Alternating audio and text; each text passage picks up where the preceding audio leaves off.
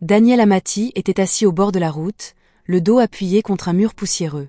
Ses vêtements étaient vieux et délavés, ses pantoufles usées, et un petit bol en plastique posé devant lui contenait quelques pièces de monnaie. « Merci », murmurait-il chaque fois que quelqu'un laissait tomber quelque chose. « Que Dieu vous bénisse. Les bonnes personnes sont récompensées. » Beaucoup n'ont pas abandonné. Certains passèrent rapidement devant lui, faisant mine de ne pas le voir. D'autres le regardaient avec un dégoût manifeste, comme si sa souffrance était un désagrément. Quelques-uns secouèrent la tête et marmonnèrent entre leurs dents. Daniel ne protesta pas. Il ne se plaignit pas.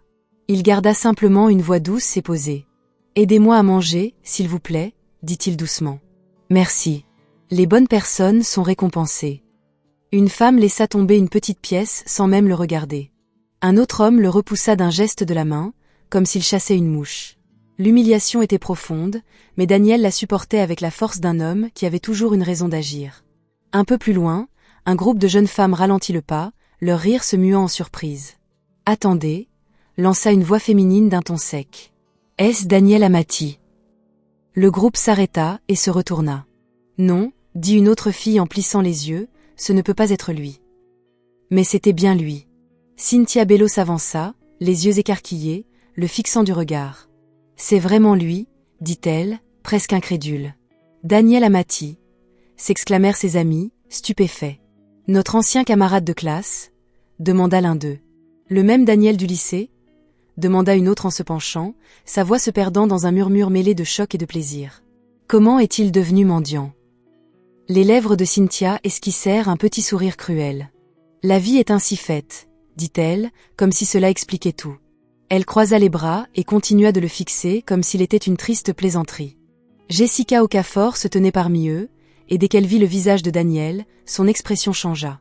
Elle détourna rapidement le regard, comme si sa pauvreté pouvait la souiller. Quelqu'un l'a remarqué et lui a donné un coup de coude. « C'est pas ton ex ?» a demandé la fille d'un ton taquin. Le visage de Jessica s'est instantanément durci. « S'il vous plaît, dit-elle froidement, cette chose-là ?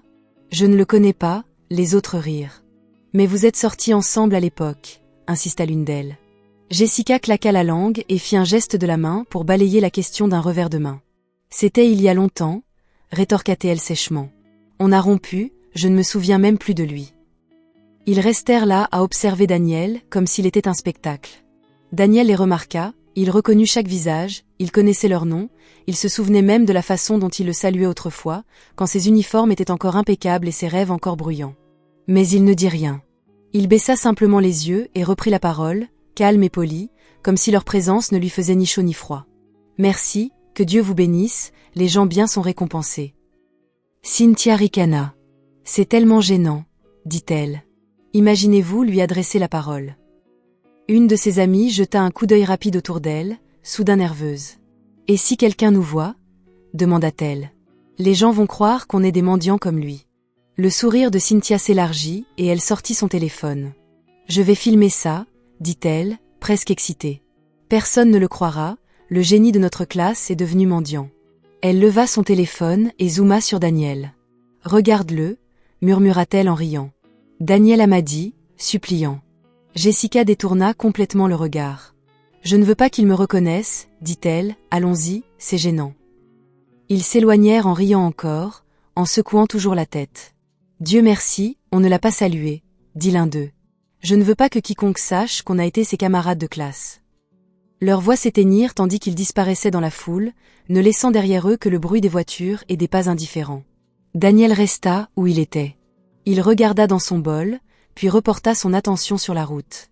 Son visage ne trahissait ni colère, ni honte, ni désespoir, seulement le calme. « Merci », répéta-t-il à qui voulait bien l'entendre. « Les gens bien sont récompensés. » Cette fois, sa voix portait une dimension plus profonde qu'une simple supplication. Il y avait en lui une assurance, celle d'un homme qui savait que les apparences étaient trompeuses. Daniel resta où il était après la disparition des jeunes filles dans la foule. C'était un bel homme d'une trentaine d'années, grand, bien bâti, avec un regard perçant et des traits sereins que même la pauvreté ne parvenait pas à dissimuler complètement. Sous ses vêtements déchirés et ses pantoufles usées se cachait un homme à la tête d'une fortune de plusieurs milliards de naira, le président de Dream Chasing Group, l'une des plus grandes entreprises du pays. Pourtant, rares étaient ceux qui le savaient. Daniel avait toujours vécu discrètement, fuyant les projecteurs, laissant les cadres et les personnalités publiques s'attribuer le mérite, tandis que lui restait dans l'ombre. Le pouvoir n'avait jamais été pour lui une chose dont il fallait se vanter. À présent, il était assis au bord de la route, comme un moins que rien, le regard fixé sur le bol devant lui. L'air portait encore le rire de la fillette, mais il ne le touchait plus. « Merci », dit-il doucement, tandis qu'un passant laissait tomber une pièce sans même le regarder. « Les gens bien sont récompensés. » Sa voix paraissait humble, mais on y percevait une assurance tranquille, comme celle d'un homme pleinement conscient de sa présence et de ses actes. Une voiture noire, garée un peu plus loin, s'approcha et s'arrêta silencieusement. La portière s'ouvrit et un homme en sortit, vêtu d'un costume impeccable, les chaussures cirées et l'allure respectueuse.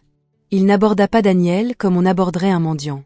Il marchait avec précaution, avec retenue, comme quelqu'un qui s'approche d'une figure d'autorité. Arrivé à la hauteur de Daniel, il baissa légèrement la tête. « Président. » Daniel ne parut pas surpris.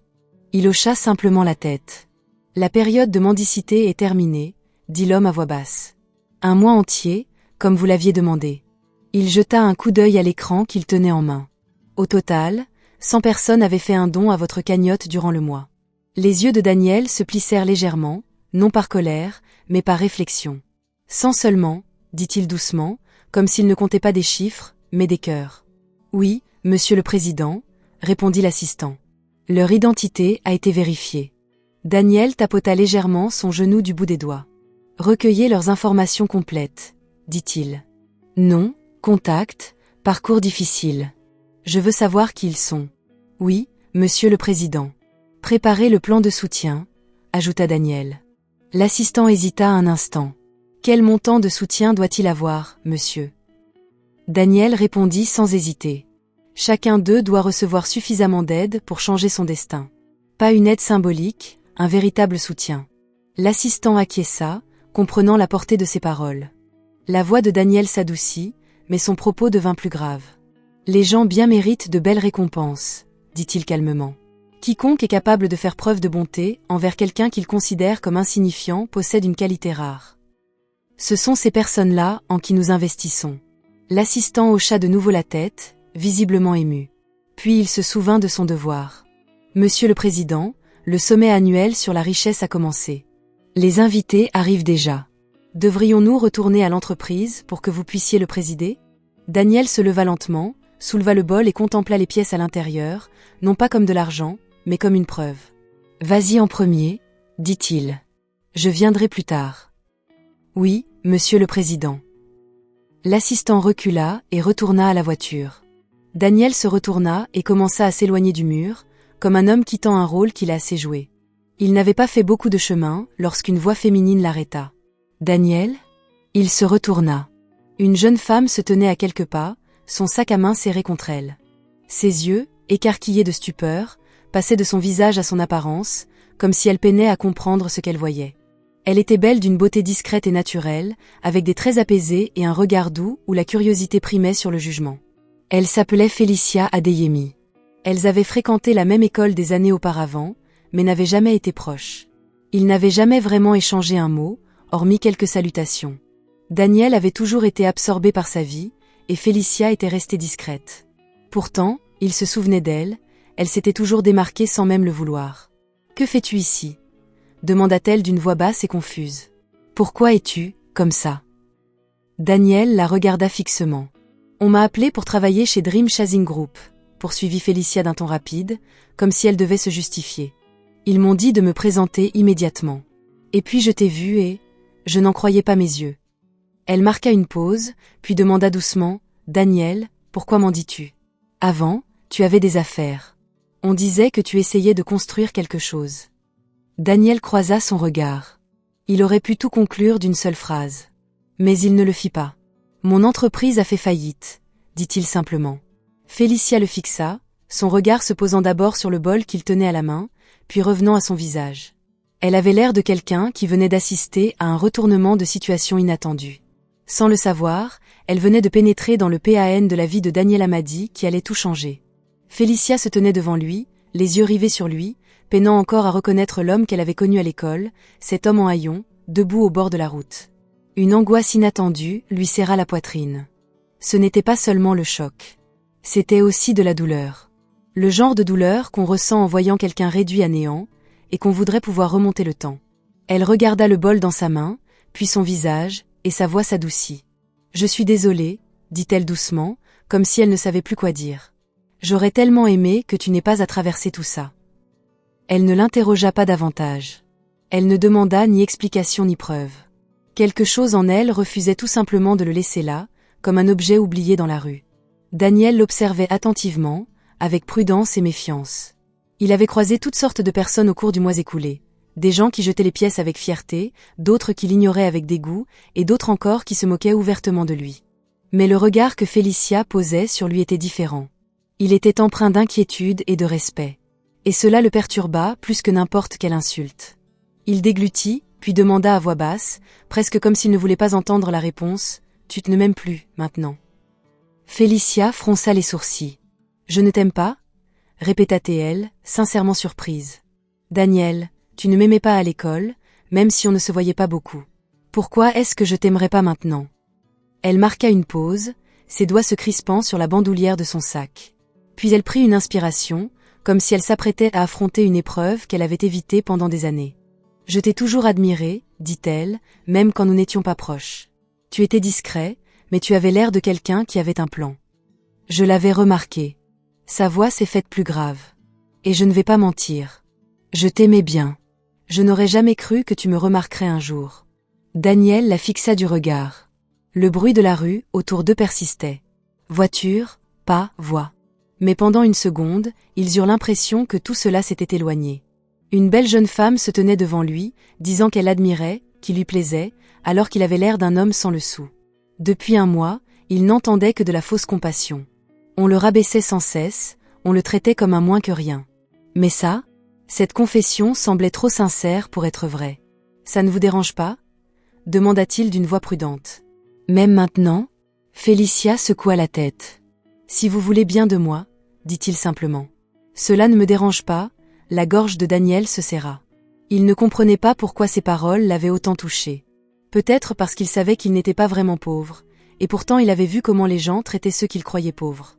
Il avait vu le monde se dévoiler. Et à cet instant précis, cette femme révélait autre chose, quelque chose de rare. Félicia s'approcha. « Vous ne pouvez pas rester ici, » dit-elle fermement, comme elle l'avait déjà décidé. « Je ne peux pas te laisser comme ça dans la rue. » Daniel hésita, mais elle n'attendit pas sa réponse. Elle tendit la main et prit la sienne, la serrant avec une chaleur presque trop intime pour deux personnes qui s'étaient à peine parlé à l'école. Sa poigne n'était ni faible ni hésitante. Elle était ferme, protectrice, comme si elle le voulait vraiment. Tandis qu'elle l'éloignait du bord de la route, des passants se retournèrent pour la dévisager. Deux femmes, près d'un kiosque, chuchotaient fort exprès, comme on chuchote pour se faire entendre. « Cette fille est très belle, » dit l'une d'elles en la dévisageant de la tête aux pieds. « Mais elle n'a pas de bons yeux. Elle a choisi une mendiante. » L'autre a ri. Peut-être qu'elle ne sait pas ce qu'elle fait. Félicia les a entendus. Elle s'arrêta et se retourna, tenant toujours la main de Daniel. Son visage était calme, mais sa voix était claire. « Et alors s'il est mendiant ?» dit-elle. « Je l'aime bien. » La femme cligna des yeux, surprise de leur avoir répondu. Félicia poursuivit, sans crier ni les insulter, comme pour corriger une erreur. « La vie peut arriver à n'importe qui, » a-t-elle dit. Cela ne justifie pas de se moquer des autres. Certains d'entre vous pourraient se retrouver à sa place aujourd'hui, alors réfléchissez bien avant de rire.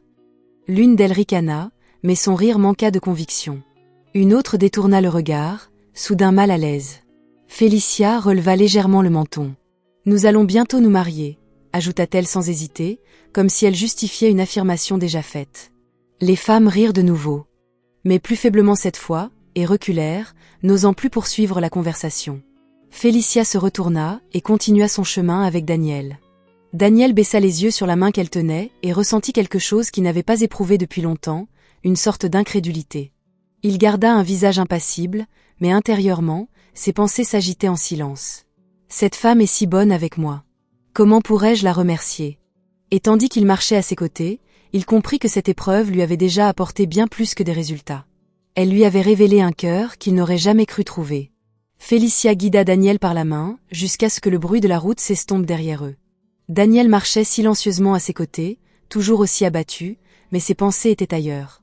Il repensait sans cesse à la façon dont elle l'avait défendu sans peur.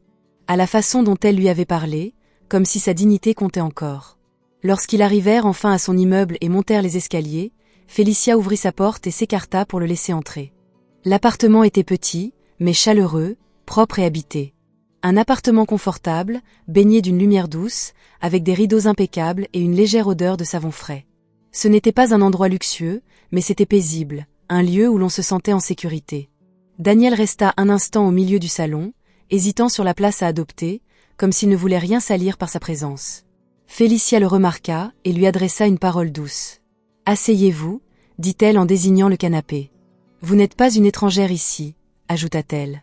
Vous avez besoin de vous laver, vous pouvez utiliser la salle de bain, je vous apporterai une serviette.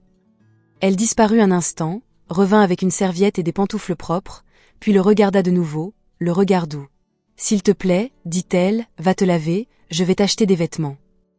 Daniel haussa légèrement les sourcils. Tu m'achèteras des vêtements?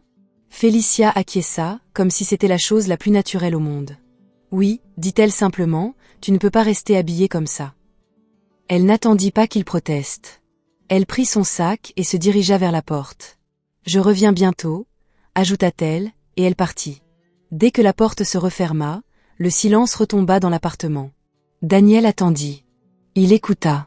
Il s'assura qu'aucun bruit ne provenait de l'extérieur de sa porte.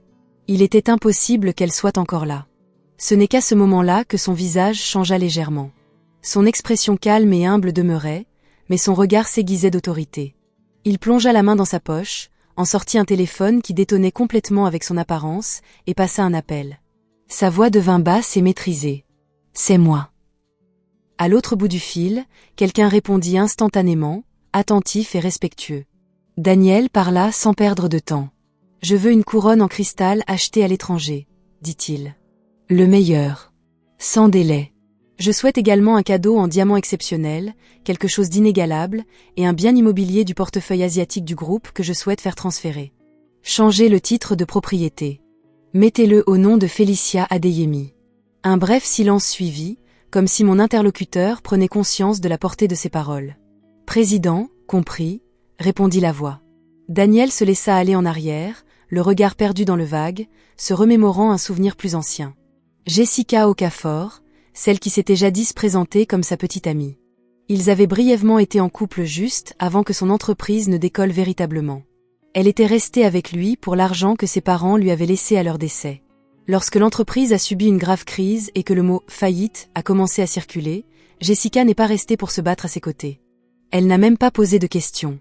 Elle est partie sans se retourner. Elle l'a abandonné au moment où il avait le plus besoin d'elle, et elle l'a fait avec une froideur qui le surprenait encore chaque fois qu'il y repensait.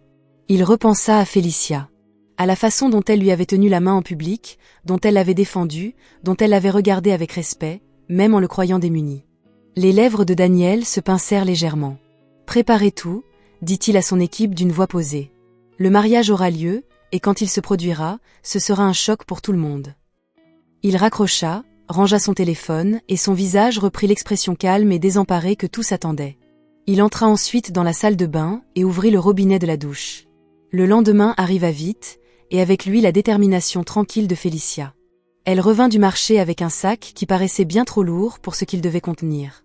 Lorsque Daniel sortit pour la rejoindre, fraîchement douchée et l'air plus propre, elle posa le sac sur le canapé et commença à en sortir les vêtements avec un petit sourire. C'était une tenue complète, simple mais visiblement chère, le genre de marque que l'on respecte sans même en connaître le prix. Daniel toucha le tissu et feignit la surprise. « Cette marque est chère, » dit-il avec précaution. Félicia haussa légèrement les épaules. « Il faut bien s'habiller, » répondit-elle. « C'est toi le marié. » Daniel la regarda. « Le marié ?» répéta-t-il. Félicia acquiesça, car la décision était déjà prise dans son cœur. « Oui, » dit-elle. « Tu ne vas pas ressortir comme ça, en ayant l'air d'une personne méprisable. » Daniel ne répondit pas. Il la regardait simplement, car il y avait quelque chose de douloureux et de beau dans sa façon de parler, comme si elle l'avait déjà accepté comme sien. Puis Félicia s'assit et fouilla dans son sac à main. Elle sortit un gros paquet soigneusement emballé, le genre de paquet qui imposait soudain une atmosphère solennelle à la pièce. Elle le déposa dans ses mains. Le regard de Daniel se posa dessus. « Qu'est-ce que c'est » demanda-t-il, bien qu'il le sache déjà. « 1 million de Naira » répondit Félicia doucement. Mes économies. Les doigts de Daniel se crispèrent instinctivement. Félicia, non. Elle soutint son regard. C'est pour le mariage, a-t-elle dit. Logistique. Transport. On organise les présentations familiales. Tu sais comment ça se passe. Je ne veux pas que tu sois de nouveau embarrassé. Daniel secoua aussitôt la tête et tenta de lui renvoyer la balle. Je ne peux pas supporter ça, dit-il. Malgré lui, la fierté perçait dans sa voix. C'est trop. Félicia lui repoussa la main dans la paume, plus fermement cette fois. Tu seras bientôt mon mari, dit-elle. Si je ne t'aide pas, qui le fera? Daniel la fixa en silence. La voix de Félicia s'adoucit de nouveau, redevenant douce. La vie est faite de hauts et de bas, poursuivit-elle. Je crois que tu réussiras à nouveau. Je ne sais ni comment, ni quand. Mais j'y crois. Et quand ce jour viendra, je serai heureux de ne pas t'avoir abandonné dans les moments difficiles. Daniel détourna le regard un instant, car il ressentait une oppression à la poitrine. Il avait passé un mois à observer comment les gens se comportaient lorsqu'ils pensaient qu'un homme n'avait plus rien. Il s'attendait à de la pitié, des moqueries, ou une bonté intéressée. Ce à quoi il ne s'attendait pas, c'était à ce qu'elle lui confie son avenir sans la moindre crainte. Il se retourna vers Félicia et s'efforça de garder son calme. « Tu ne comprends pas ce que tu fais » dit-il doucement. Félicia hocha la tête une fois. « Je comprends » répondit-elle. « Je te choisis. » Et Daniel Amadi, le président que le pays connaissait à peine, était assis là, tenant 1 million de Naira offert par une femme qui le prenait pour un pauvre mendiant. Il savait avec certitude qu'il passerait le reste de sa vie à rendre cet amour que l'argent ne saurait acheter. Daniel serrait toujours la liasse de billets dans ses mains, comme s'il s'agissait d'un trésor fragile, 1 million de Naira. Non pas parce qu'il en avait besoin, mais à cause de ce que cela représentait. Félicia le regardait avec une foi tranquille, de celle qui ne pose pas trop de questions, de celle qui se contente d'être là. Il inspira lentement, puis prit sa main et la serra, non plus comme une épreuve, mais comme une promesse. « Félicia, dit-il doucement, je t'épouserai de tout mon cœur. » Le regard de Félicia scruta son visage, comme pour vérifier sa sincérité. Daniel ne broncha pas, sa voix demeura imperturbable. « Vous m'avez donné bien plus que de l'argent, » poursuivit-il. « Vous m'avez donné du respect. Vous m'avez donné de l'espoir. Je ferai de toi la femme la plus heureuse. » Les lèvres de Félicia tremblèrent légèrement, mais elle esquissa un petit sourire. « Sois honnête avec moi, » dit-elle. « C'est tout ce que je veux. » Avant que Daniel puisse répondre, son téléphone vibra. Il jeta un coup d'œil à l'écran et répondit aussitôt. « Monsieur le Président » lança son assistant d'une voix urgente mais maîtrisée. « Le sommet annuel sur la richesse a déjà commencé. Tous les chefs d'entreprise sont présents. Ils t'attendent. » Le visage de Daniel se crispa légèrement, non pas de panique, mais de pression, celle qu'éprouve un homme face à des responsabilités qui le dépassent. Il baissa le téléphone et regarda Félicia. « Je dois m'absenter un instant, » dit-il, « mais le mariage est toujours dans 2 jours, rien ne change. » Félicia l'observa un moment. Elle remarqua la précipitation de ses gestes, la tension dans ses yeux, la façon dont il s'efforçait de rester calme. Elle s'approcha et lui toucha doucement le bras. « Daniel, » dit-elle doucement, « ne me cache rien, quoi que ce soit. Nous l'affronterons ensemble. » Daniel soutint son regard, et pendant une seconde, le poids qui pesait sur sa poitrine se relâcha. Il hocha lentement la tête. « D'accord, » répondit-il d'une voix douce. « Ensemble. » Félicia l'accompagna jusqu'à la porte, le regarda partir, toujours vêtu comme un homme que le monde ignorerait, et resta là un instant après que la porte se soit refermée, sans comprendre pourquoi son cœur était à la fois empli de joie et d'inquiétude. Daniel monta dans sa voiture qui l'attendait et la portière se referma derrière lui. Au moment où la voiture démarra, son assistant se tourna légèrement depuis le siège avant. « Président, êtes-vous prêt ?» Le regard de Daniel s'était à nouveau apaisé. « Oui, » répondit-il. « Allons-y. » Il arriva bientôt au lieu du sommet annuel des grandes fortunes, une salle privée et lourdement gardée où le pouvoir régnait en maître. Un endroit où l'on n'appréciait pas le bruit, mais seulement l'influence. À l'intérieur se trouvaient les hommes et les femmes les plus riches d'Afrique, le 1% du 1%, des personnes dont la signature pouvait faire basculer les marchés, dont les décisions pouvaient affecter des millions de personnes sans même qu'elles aient à se lever. Ils portaient des vêtements de luxe et affichaient un visage impassible, mais leurs yeux étaient perçants, aiguisés par des années de gestion de fortune. Dès que Daniel entra, l'atmosphère de la pièce changea du tout au tout. Des hommes qui ne s'étaient jamais inclinés devant personne se levèrent.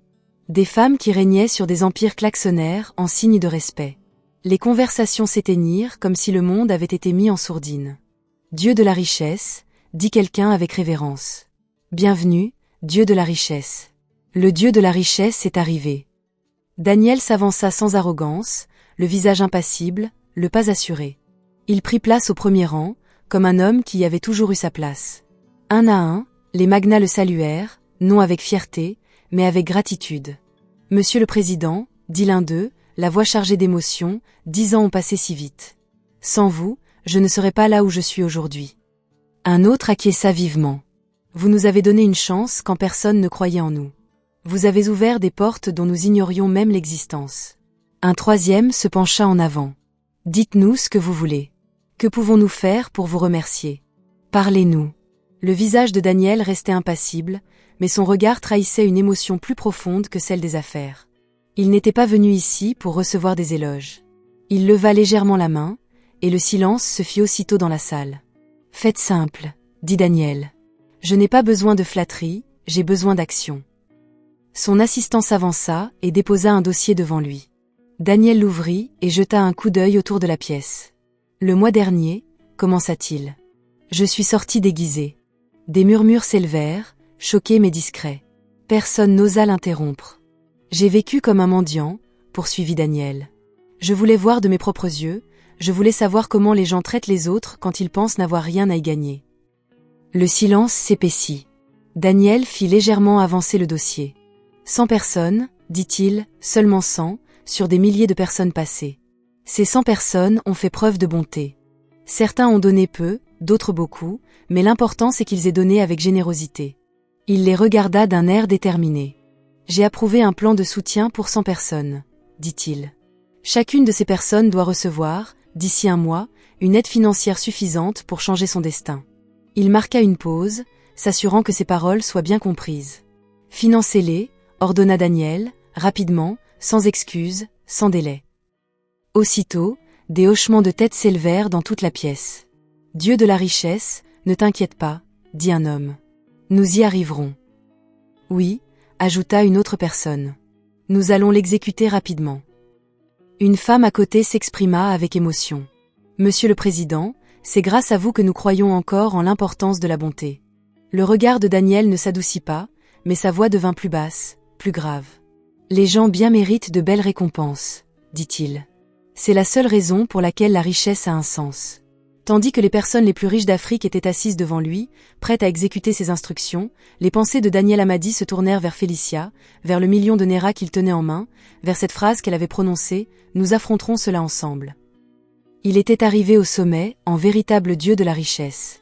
Mais au fond de son cœur, il avait déjà choisi la personne devant laquelle il voulait s'agenouiller, non par intérêt, mais par amour. Il leva les yeux et reprit la parole. « Il y a autre chose, » dit-il. L'atmosphère se tendit. « Je me marie dans 2 jours. » Un murmure de surprise parcourut le couloir.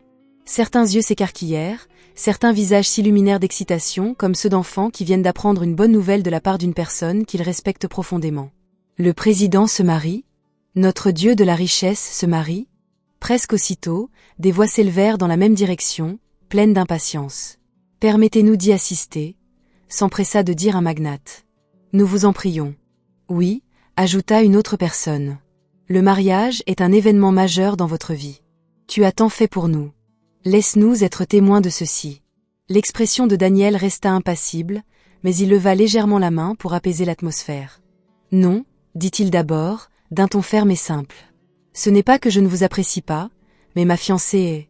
simple. » Il choisit ses mots avec soin. « Elle n'a pas beaucoup voyagé. Vous êtes des géants, les rois de l'automobile, les rois de l'immobilier, les leaders de l'industrie. Votre seule présence peut bouleverser l'économie. Si vous venez, les médias suivront, l'attention se portera sur moi et mon identité risque d'être révélée. » Ils échangèrent un regard, refusant d'accepter son refus. « Monsieur le Président, » dit doucement une femme, « alors nous viendrons comme de simples citoyens. » Oui, un autre homme a immédiatement acquiescé. Pas de costume, pas de garde du corps, pas de démonstrations ostentatoires. Nous nous fondrons dans la masse. Une troisième personne se pencha en avant. Même si vous ne nous autorisez pas à nous asseoir comme invités, laissez-nous rester derrière, faire des courses, porter des chaises s'il le faut. Nous voulons simplement être là. Daniel les observa longuement. Ce n'était pas l'orgueil qui le retenait, mais la prudence. S'il s'était fait discret, c'était pour une bonne raison. Il avait bâti un empire de plusieurs milliards de Nera en restant dans l'ombre, laissant les visages publics de l'entreprise briller, tandis que lui-même demeurait quasiment invisible. Un moment d'inattention de leur part pouvait tout faire basculer. Il finit par hocher la tête. « Très bien, dit-il, vous pouvez venir. » Un soulagement immédiat se peignit sur leur visage. « Mais, ajouta Daniel d'une voix tranchante, il y a une règle stricte. Vous ne me dénoncez pas, ni pour plaisanter, ni pour des éloges, ni pour quoi que ce soit. » Son regard les parcourut lentement. « Ne révélez pas que je suis le président. Ne révélez pas que je suis le président. Ne révélez pas que je suis l'homme le plus riche du monde. Quiconque enfreint cette règle gâchera mon mariage et devra m'en répondre. » Tous acquiescèrent rapidement. « Oui, monsieur le président. Nous comprenons. Nous garderons cela secret. » Daniel se pencha légèrement en arrière, satisfait. « Bien, dit-il. Alors c'est réglé. » Pendant que ce cercle de pouvoir s'efforçait de paraître ordinaire, Félicia se trouvait dans un tout autre univers, empli des bruits de la famille et d'une joie simple. Elle rentra chez elle plus tard dans la journée, le cœur battant la chamade. Sa mère était au salon en train de plier du linge quand Félicia entra. « Maman, dit Félicia en essayant de garder une voix assurée, j'ai quelque chose à te dire. » Sa mère leva aussitôt les yeux. « Quoi donc ?» Félicia hésita un instant, puis répondit. « Je me marie dans 2 jours. » Sa mère se figea. « Quoi ?» Félicia acquiesça. « 2 jours. » Un instant, sa mère eut l'air de quelqu'un qui tentait de comprendre un rêve inattendu, puis son visage s'illumina d'un large sourire. « Mariée ?» s'écria-t-elle en se levant. « Félicia, tu veux me tuer de choc ?» Félicia rit nerveusement. « Je sais que c'est soudain. »« Soudain ?» répéta sa mère, mi-amusée, mi-plaignante. « 2 jours, 2 jours ? Vous utilisez de l'eau pour planifier vos mariages. Maintenant ?» Mais même en se plaignant, son bonheur était évident. Elle attira Félicia contre elle, lui caressa le visage et sourit comme si elle voyait sa fille pour la première fois. « Ma fille est magnifique, » dit-elle avec fierté. « Dieu l'a fait. » Puis elle reprit ses esprits et se mit à parler comme une mère qui attendait ce jour. « Écoutez-moi, » dit-elle en baissant la voix. « Lorsque tu arriveras chez ton mari, tu devras être respectueuse, vertueuse et patiente. Le mariage n'est pas un terrain de jeu. » Félicia hocha doucement la tête. « Je comprends, maman. » Sa mère soupira, toujours souriante. « Même si le préavis est court, on le fera, » dit-elle, tout en planifiant mentalement les préparatifs. « On s'occupera des préparatifs, on cuisinera, on invitera les gens, il n'y aura pas de honte. » Avant que Félicia puisse répondre, la porte d'entrée s'ouvrit brusquement et une voix familière emplit la pièce. « Maman, je suis rentrée. » C'était Anita, la grande sœur de Félicia. Anita entra avec son sac, puis s'arrêta, remarquant l'atmosphère étrange qui régnait dans la pièce. « Pourquoi avez-vous cette tête-là » demanda-t-elle. « Que se passe-t-il » Félicia prit une inspiration. « Je vais me marier, » dit-elle. Anita cligna des yeux. « Mariée » répéta-t-elle lentement. « Mariée à qui » demanda Félicia d'une voix neutre. « Il s'appelle Daniel Amadi. » Anita haussa les sourcils. « Daniel Amadi » répéta-t-elle, cherchant à se souvenir du nom. « Que fait-il ? Qui est-ce » Félicia secoua légèrement la tête. « Juste Daniel Amadi » dit-elle, sans ajouter un mot. Mais le regard de sa mère s'illumina, comme si un souvenir s'était éveillé en elle. « Amadi » murmura-t-elle. « Je me souviens de ce nom. » Elle regarda Félicia. « N'est-ce pas le jeune homme dont le père tenait ce commerce autrefois ?» Elle hocha lentement la tête, comme si la situation s'éclaircissait. « Oui, oui, je me souviens. » Il se passait quelque chose dans leur famille. Félicia ne l'a pas contredite. Elle n'a pas ajouté de détails. Elle resta là, immobile, laissant les paroles de sa mère faire leur chemin. Anita semblait encore perplexe, mais sa mère, déjà déterminée, s'était mise en mouvement. « Pas le temps, » dit-elle en frappant une fois dans ses mains. « Il faut commencer les préparatifs. Anita, va prévenir tes tantes. Réunis la famille. Félicia, prends ton téléphone. Il faut envoyer des invitations aux amis. Même si c'est modeste, on le fera bien. » Et soudain, la maison s'anima. On parlait de mariage, on passait des coups de fil, on dressait des listes, et l'excitation joyeuse et bruyante s'emparait des lieux.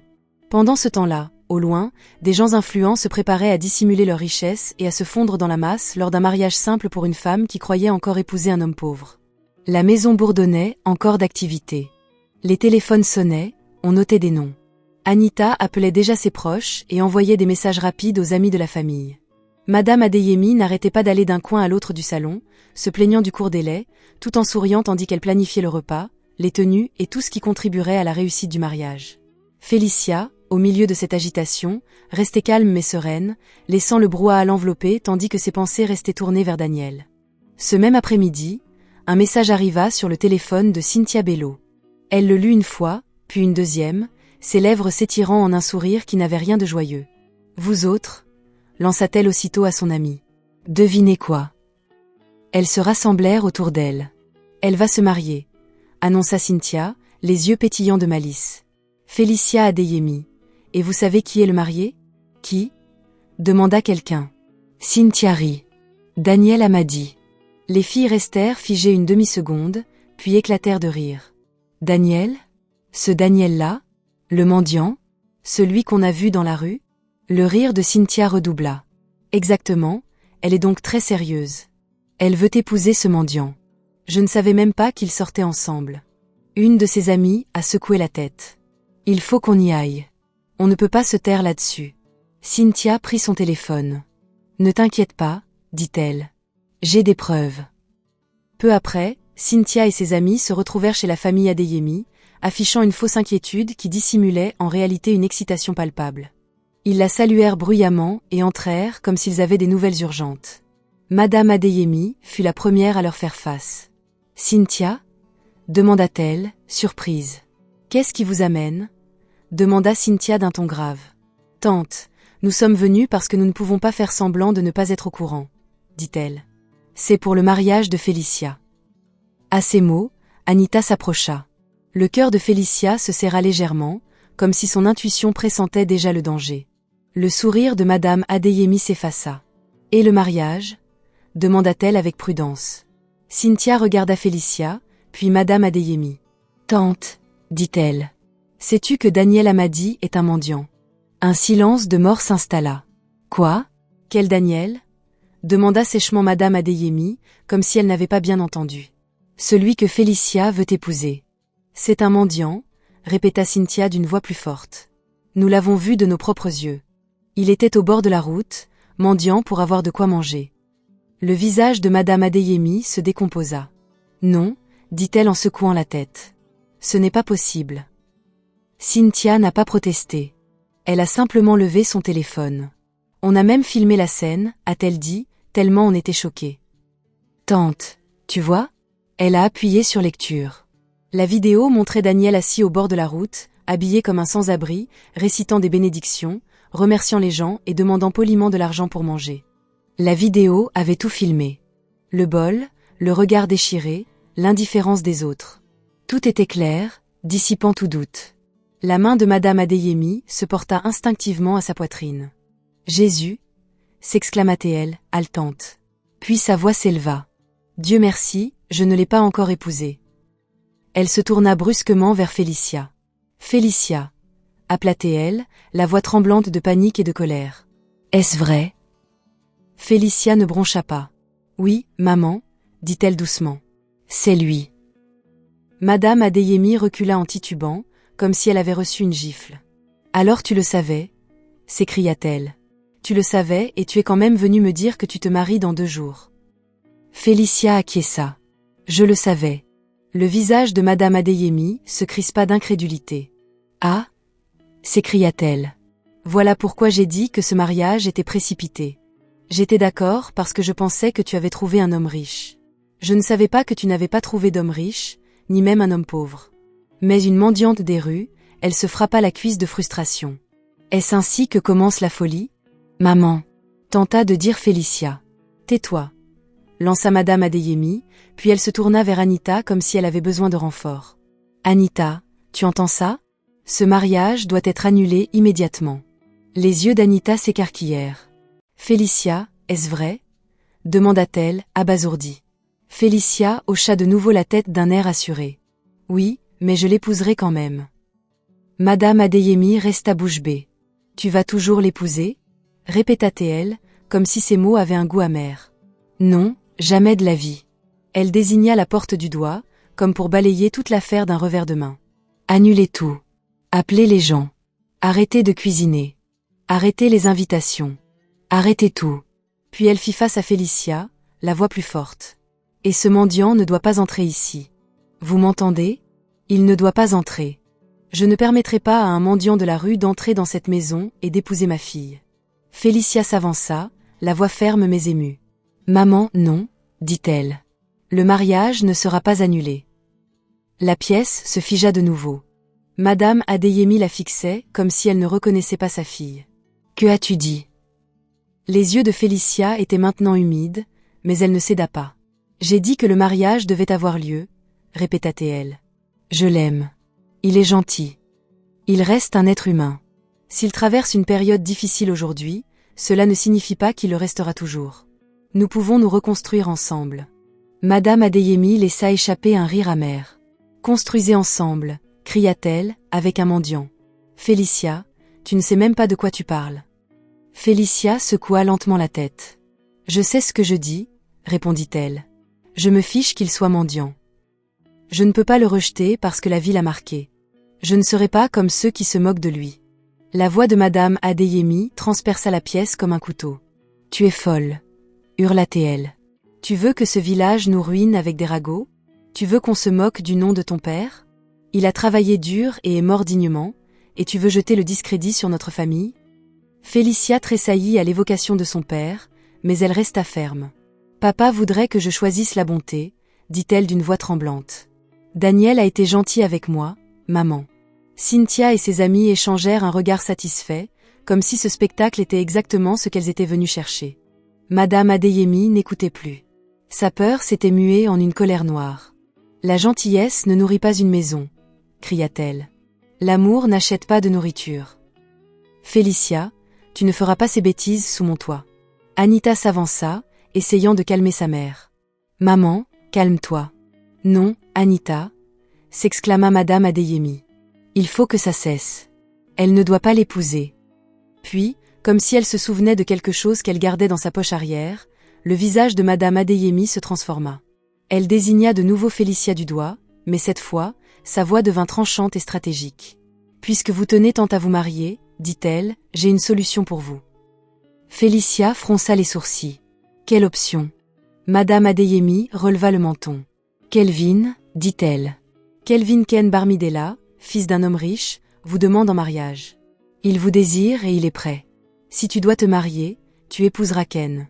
Félicia fixa sa mère, incrédule, le cœur lourd en réalisant que sa mère ne se contentait pas de rejeter Daniel, mais cherchait déjà à le remplacer.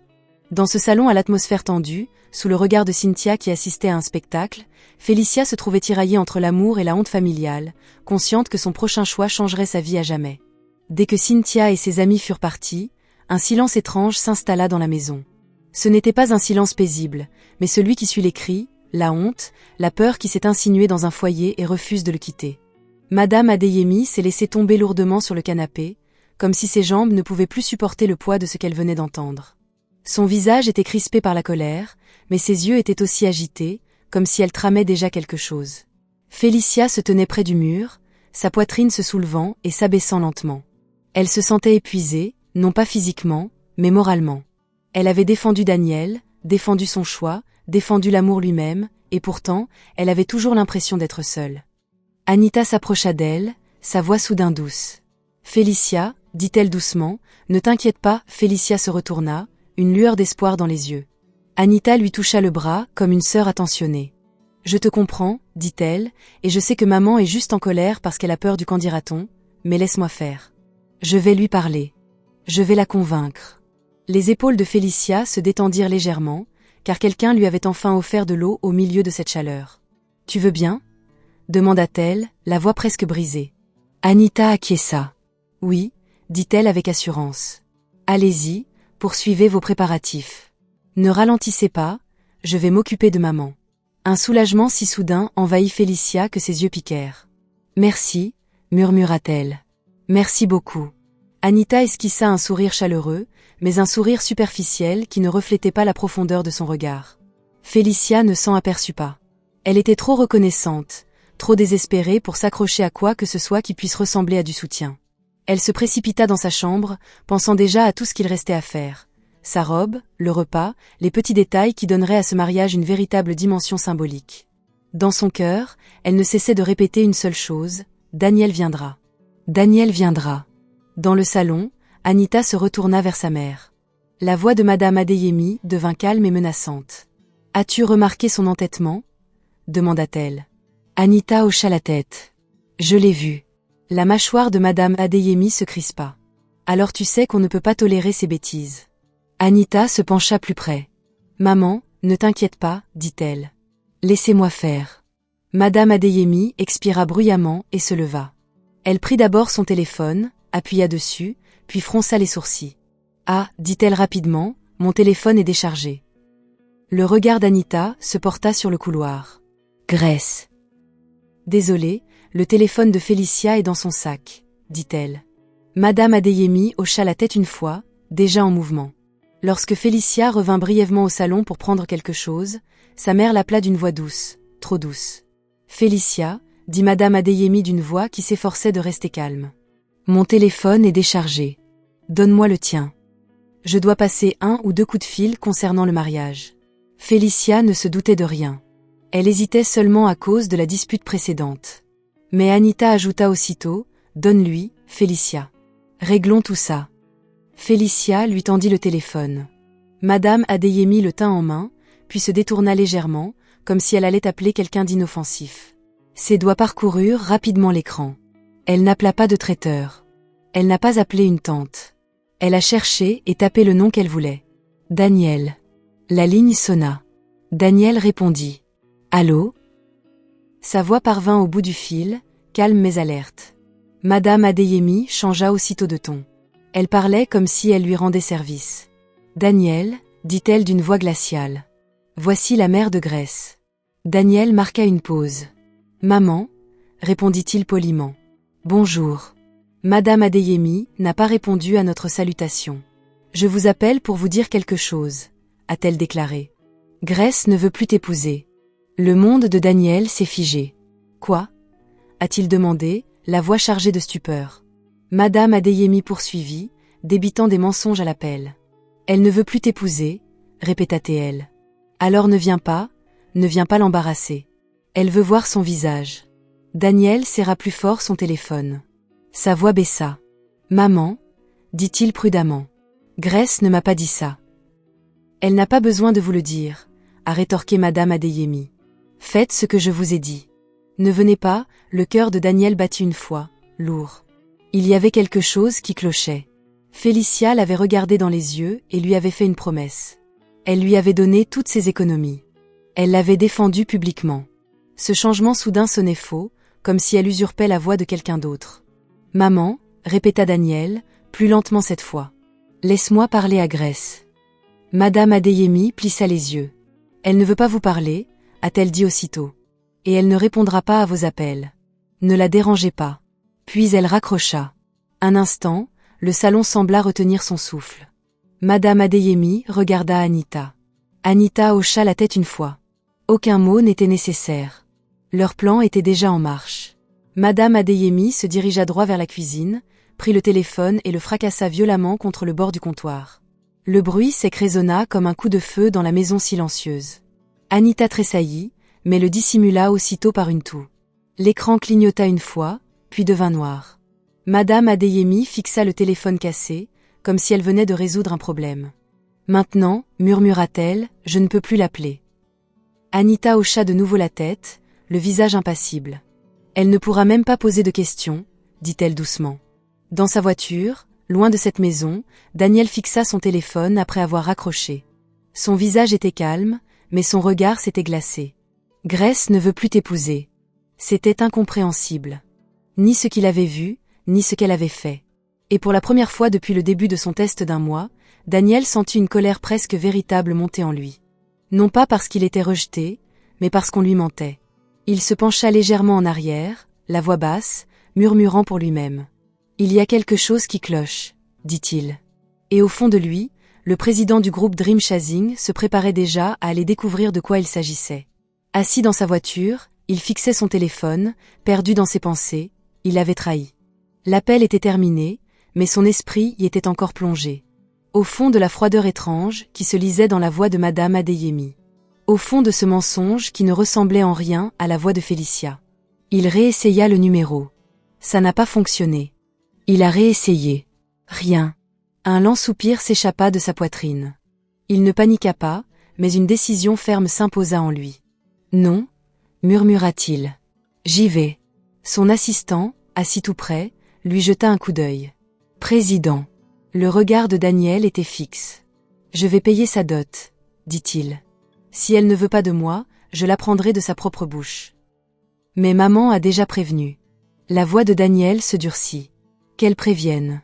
Je n'épouse pas sa mère. J'épouse elle. Son assistant baissa la tête, par respect. Compris.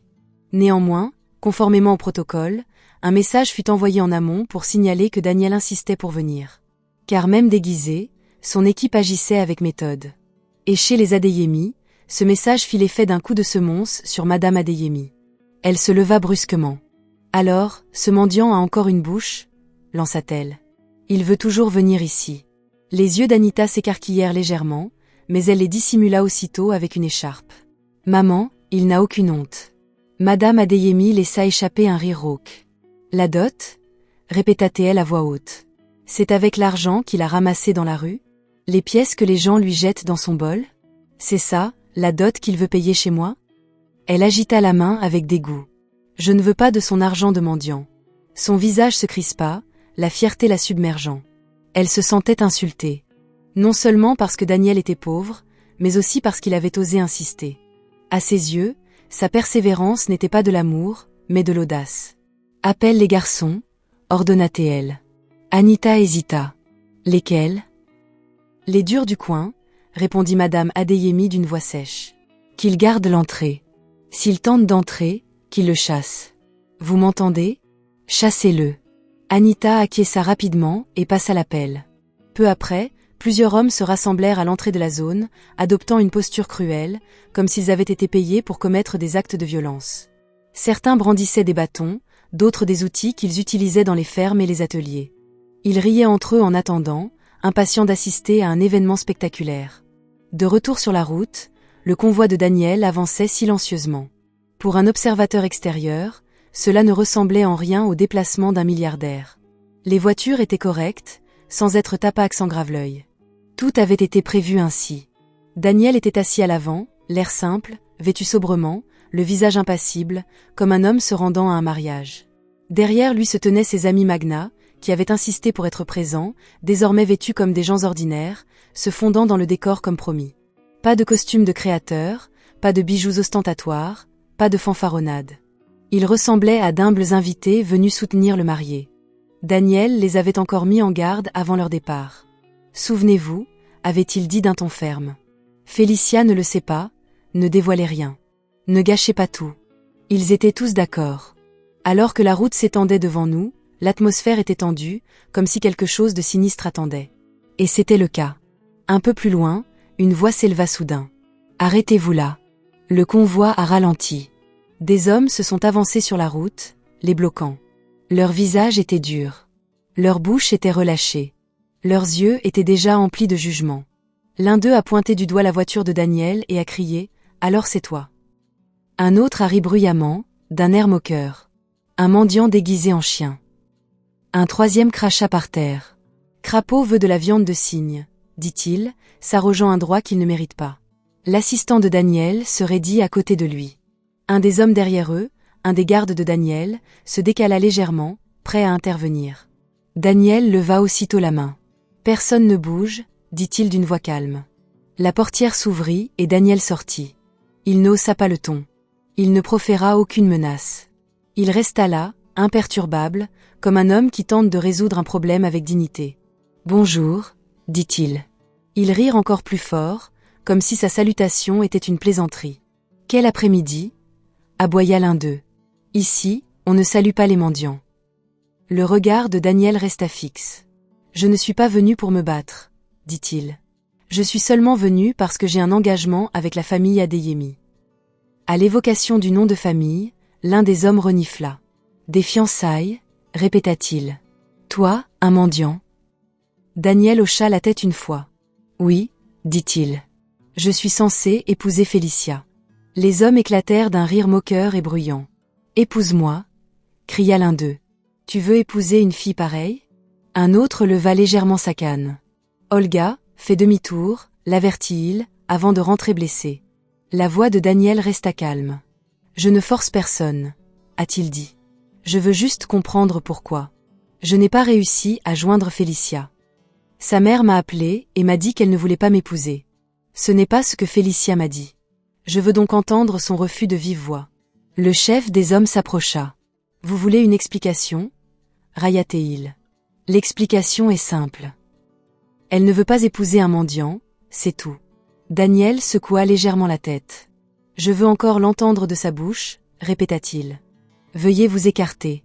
Les visages des hommes se durcirent. Les outils furent levés. L'atmosphère passa de la moquerie à la menace. Derrière Daniel, ses gardes se déplacèrent légèrement, même les magnats qui l'accompagnaient. Ces hommes habitués aux salles de réunion et au pouvoir discret sentirent leur colère monter. L'un d'eux s'avança instinctivement, les yeux plissés. Daniel leva de nouveau la main. « Arrêtez », dit-il fermement sans se retourner. « Pas de violence. » Son assistant se pencha plus près. « Monsieur le Président, leur comportement est... » « J'ai dit pas de violence », répéta Daniel d'une voix basse mais ferme. Daniel plongea alors la main dans sa poche et en sortit d'épaisses enveloppes. Des cadeaux en espèces. Il les brandit calmement. « Je ne veux pas d'ennui, dit-il. S'il vous plaît, prenez ceci. Passons sans encombre. » Les hommes restèrent un instant bouche bée. Puis l'un d'eux éclata de rire, comme s'il avait entendu des inepties. « Toi, railla-t-il, tu veux nous acheter ?» Un autre fit signe de repousser l'enveloppe. « Quel argent ?» railla-t-il. « Non, celui que tu as mendié dans la rue. Tu veux nous payer avec l'argent des mendiants ?» Les insultes redoublèrent, devenant plus acerbes. « Tu le vois se prendre pour un riche? Où as-tu trouvé cette enveloppe? Tu te prends pour quelqu'un. » La mâchoire de Daniel se crispa légèrement, mais il garda son calme. Il proposa de nouveau, patiemment. « Je vous en prie, dit-il. Je ne suis pas là pour manquer de respect à qui que ce soit. » Mais les hommes refusèrent de bouger. Au lieu de cela, ils s'approchèrent, l'encerclant avec l'assurance de ceux qui se croyaient capables de l'humilier impunément. Ils continuèrent de se moquer de lui, l'insultant, comme si son destin était déjà scellé par son apparence. Daniel, au milieu de leur cruauté, restait impassible. Il s'était déguisé pour sonder les cœurs. Mais à présent, assailli d'insultes de toutes parts, il comprit que ce n'était plus une épreuve. C'était une guerre contre l'amour, menée avec orgueil, médisance et cruauté. Et même s'il refusait toujours de laisser ces hommes riposter, quelque chose avait changé dans le regard de Daniel. Car le président pouvait tolérer les moqueries, mais il ne pouvait tolérer que quiconque tente de détruire l'avenir de Félicia par des mensonges. Il se tenait toujours sur la route, entouré d'hommes dont la langue primait sur la raison. L'air était saturé d'insultes. L'un d'eux brandissait un bâton près de sa poitrine, comme pour le provoquer. Un autre cracha par terre et rit comme si c'était un spectacle. Derrière Daniel, ses gardes étaient tendus. Son assistant avait la mâchoire crispée. Même les hommes d'apparence ordinaire qui accompagnaient Daniel, des hommes qui auraient pu acheter toute cette route sans sourciller, peinaient à garder leur calme. Mais Daniel gardait la main levée, sa voix toujours maîtrisée. « Pas de violence », répéta-t-il d'un ton ferme. Le chef des mercenaires ricana. « Alors reste là et encaisse ta honte, » dit-il, « parce que tu ne réussiras pas. » Daniel ne répondit pas. Il se contenta de regarder au loin, comme s'il cherchait encore un moyen d'entendre la voix de Félicia. Soudain, un cri strident déchira tout. Pas le genre de cri qu'on pousse pour faire du théâtre. Celui-ci était empreint de peur. « Ah, mon enfant !» Les insultes cessèrent, les têtes se tournèrent.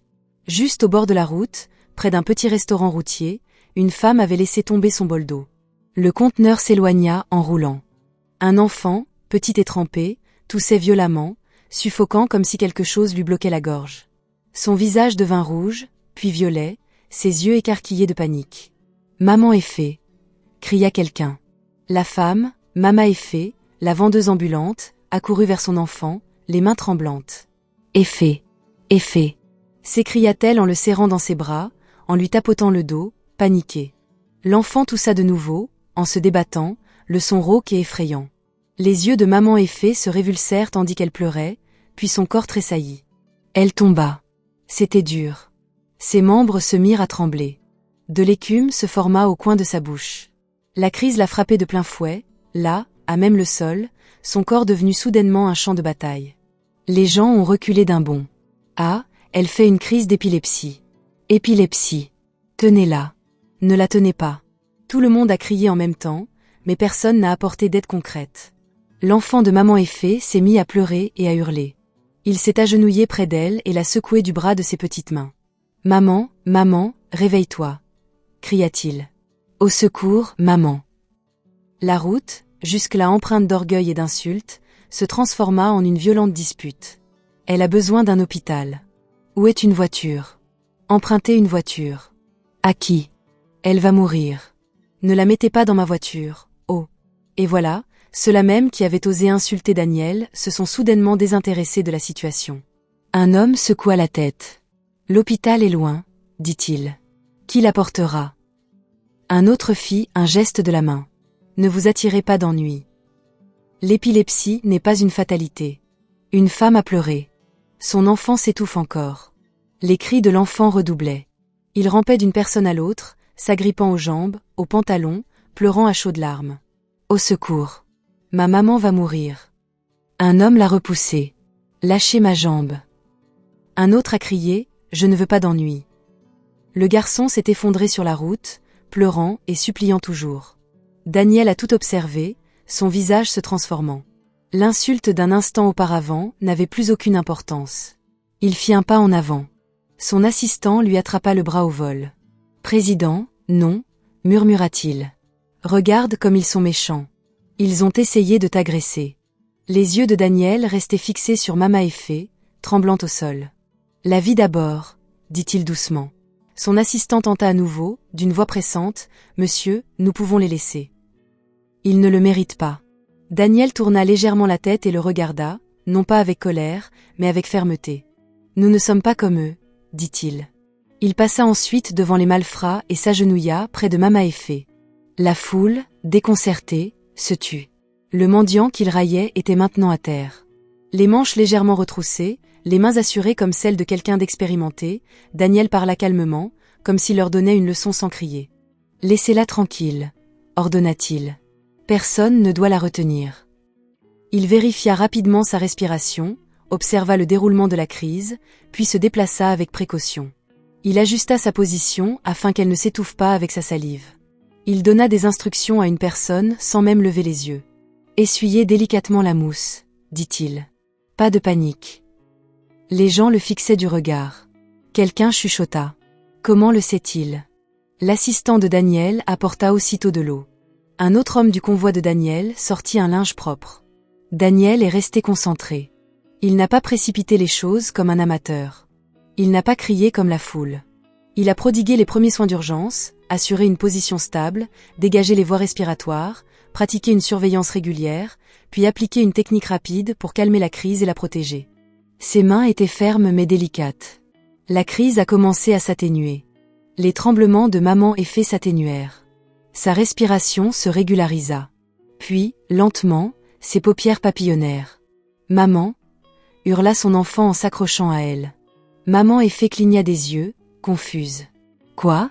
Que s'est-il passé » murmura-t-elle. « Tu as fait une crise d'épilepsie, » dit quelqu'un, choqué. « Tu as failli mourir. » Maman Effet tenta de se redresser, encore faible. Son regard se posa sur Daniel et y resta. « Qui est-ce » demanda-t-elle d'une voix rauque. « C'est lui » pleura son enfant. « Il t'a sauvé. Il t'a sauvé. » Maman Effet regarda Daniel, le regarda vraiment. Ses vêtements simples, son regard calme, la dignité de son visage qui contrastait avec l'image qu'on en avait donnée. Elle se releva avec difficulté, aidée par d'autres. Puis elle fit quelque chose qui mit la foule mal à l'aise. Elle saisit la main de Daniel à deux mains. « Merci, » dit-elle d'une voix tremblante. « Merci, mon fils. » Daniel tenta de se retirer poliment. « Tante, ça va ?» dit-il. « Non » insista Maman Effet, les larmes aux yeux. Elle se tourna brusquement vers les hommes qui bloquaient la route. « Vous tous » cria-t-elle. « J'ai tout vu. Vous l'insultiez. Vous l'arrêtiez comme s'il était un animal. » Les hommes murmurèrent, certains détournèrent le regard. La voix de Mama Effet s'éleva. « Cet homme que vous traitiez de mendiant m'a sauvé la vie en refusant de l'aider. Si quelqu'un l'arrête à nouveau, vous vous battrez contre moi en premier. » La foule murmura. Ceux qui criaient auparavant sentirent soudain la honte leur monter à la gorge. Même les voyous hésitèrent. Maman Effet a désigné la route du doigt. « Ouvrez le passage. » Un enfant s'est joint à elle, la voix tremblante mais désormais assurée. « Oui, ouvrez le passage, il a sauvé ma maman. » L'ambiance a basculé si vite que c'en était presque irréel. Ceux-là même qui insultaient Daniel se mirent à le louer. « Ce jeune homme est un homme bon. Voyez, la bonté. C'est une bénédiction d'épouser un homme comme lui. » L'un des hommes de main engagés se gratta la tête, soudain pris d'un doute. Un autre s'éclaircit la gorge, esquissant un sourire forcé. « On ne savait pas, » marmonna le chef.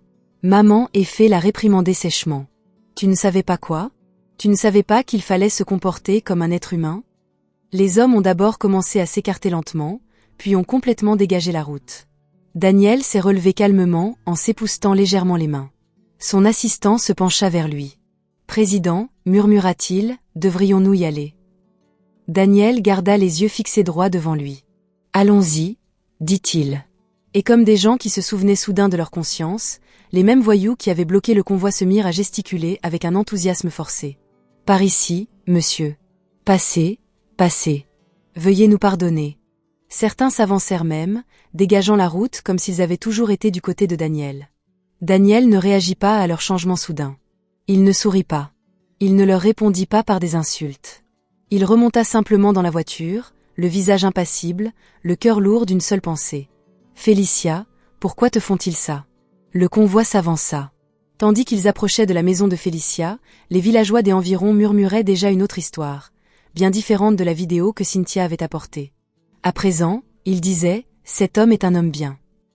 On disait désormais que si Félicia l'épousait, ce serait une bénédiction. Et Daniel, toujours déguisé, chevauchait silencieusement vers la tempête qui l'attendait, sachant que la plus grande bataille ne se déroulait pas sur la route, mais à l'intérieur même de la propriété des Adeyemi. Alors que le convoi de Daniel était encore en route, sous les insultes qui fusaient, les corps jonchant le passage, et la crise d'épilepsie d'une femme qui avait bouleversé la foule, Madame Adeyemi, chez elle, mettait son plan à exécution, telle une mère qui avait déjà décidé de l'avenir de sa fille. À l'intérieur de la propriété, tout se préparait avec une rapidité et une obstination sans faille. Les chaises étaient alignées. Les assiettes étaient empilées. Une odeur de cuisine flottait dans l'air. On entendait de la musique discrètement diffusée par un petit haut-parleur. Madame Adeyemi se déplaçait avec l'assurance d'un commandant. « Aujourd'hui ne sera pas gâché », répétait-elle sans cesse. « Aujourd'hui ne sera pas gâché. » Anita se tenait près d'elle, hochant la tête et les aidant, le visage impassible, comme lorsqu'elle avait promis à Félicia de convaincre leur mère. Madame Adeyemi applaudit les femmes dans la cuisine. « Ajoutez de la viande », ordonna-t-elle. « Kelvin arrive. Les riches ne mangent pas comme les pauvres. » Quelqu'un a ri. Madame Adeyemi a souri fièrement. « Vous croyez que je plaisante ?» a-t-elle dit. « Kelvin apportera des cadeaux qui vont stupéfier toute la région. Dès son arrivée, on saura que nous ne sommes pas une famille à prendre à la légère. » Les proches commencèrent à arriver, murmurant d'excitation. Les voisins arrivèrent aussi, attirés par la nouvelle que le fils d'un riche homme venait choisir une épouse. Les commérages qui avaient blessé la fierté de Madame Adeyemi lui semblaient désormais maîtrisables, voire transformables en compliments. « C'est mieux ainsi, » dit une femme en ajustant son pagne. « Ce Kelvin-là, c'est le genre de gendre dont on parle. »« Oui, » acquiesça un autre. « Pas celui-là, l'autre. » Madame Adeyemi acquiesça, savourant l'approbation. « Celui-là a déjà rompu le mariage, » annonça-t-elle à haute voix pour que tout le monde l'entende. « Il a annulé lui-même. » Félicia, postée dans un coin, se retourna brusquement. « Quoi ?» demanda-t-elle.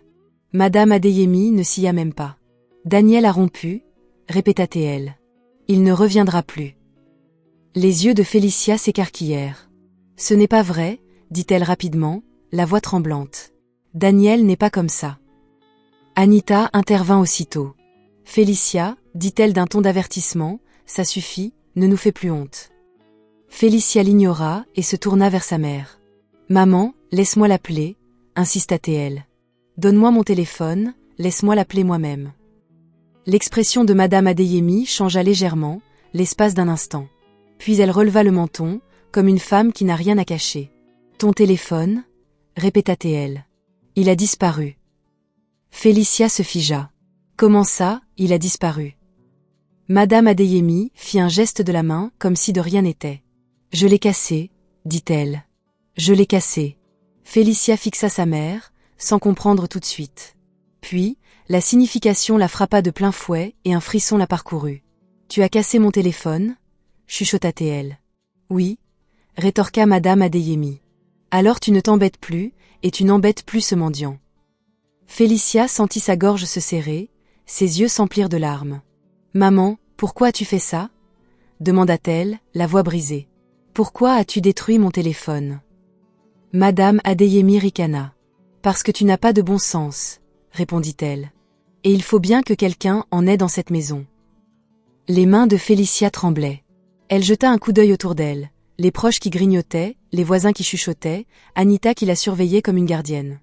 Elle se sentait prisonnière chez elle. Malgré tout, elle secoua la tête, les larmes aux yeux. Daniel m'aime, dit-elle. Il viendra me chercher. Anita laissa échapper un petit rire, sans aucune bienveillance. Je viendrai te chercher, répéta-t-elle. Avec quoi? Avec son bol à mendier? Le visage de Félicia se durcit. Ne parle pas comme ça. Elle a prévenu. Anita s'est approchée, baissant la voix pour donner l'impression de donner des conseils. Mais c'était de la pression. Félicia, ouvre les yeux, dit-elle. Les invités sont arrivés. Le repas est prêt. Les gens attendent. Vous voulez qu'ils se moquent de nous? Vous voulez nous déshonorer? Madame Adeyemi intervint plus fort. Vous accepterez Kelvin, déclara-t-elle. Sinon, tu perdras cette famille. Je te renierai de mes propres mains. Le mot « renier » frappa Félicia comme une gifle. Elle regarda sa mère, cherchant de la douceur. Elle n'en trouva aucune. Sa poitrine se soulevait et s'abaissait rapidement. « Je ne veux pas de Kelvin », dit-elle d'une voix tremblante. « Je ne l'aime pas », Anita leva les yeux au ciel. « Pourquoi » demanda-t-elle sèchement. « Parce qu'il est riche. » Le visage de Félicia se crispa de dégoût. « Parce qu'il me donne la chair de poule », répondit-elle. « La dernière fois que tu l'as présenté, il ne s'en est même pas caché. Son regard me dévorait des yeux, me scrutait la poitrine, les jambes, comme si j'étais un objet. » Anita fit un bruit de dédain. « C'est comme ça que les hommes sont, » répondit-elle. « Laisse au moins un homme riche regarder. » Félicia la fixa, comme si elle était une étrangère. La patience de Madame Adeyemi atteignit ses limites. « Ça suffit, » cria-t-elle. « Aujourd'hui, tu épouseras Kelvin. Si tu veux, pleure jusqu'à demain.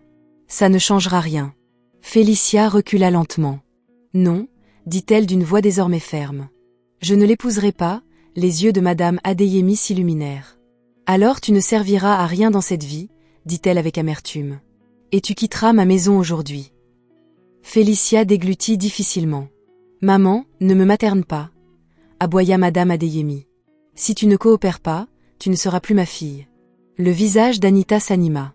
Elle fit signe à deux parentes qui se trouvaient à proximité. « Aidez-moi, » dit-elle. Les yeux de Félicia s'écarquillèrent. « Que faites-vous » Avant qu'elle puisse reculer, des mains lui saisirent les bras. « Tante, laissez-moi » cria Félicia en se débattant. « Tenez-la bien » ordonna Anita en la tirant vers elle. Félicia luttait, mais c'était difficile face à tant de mains. On l'entraîna vers la pièce intérieure où l'attendaient son maquillage et sa tenue.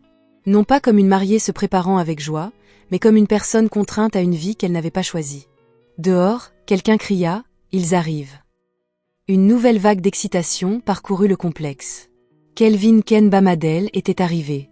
La première chose que les gens virent, c'était l'argent. Deux jeunes hommes portaient un sac Ghana Must Go, lourd et bien rempli. Kelvin les suivit d'une démarche fière, vêtu de vêtements qui semblaient chers, arborant un sourire de quelqu'un qui se croyait au sommet de sa gloire.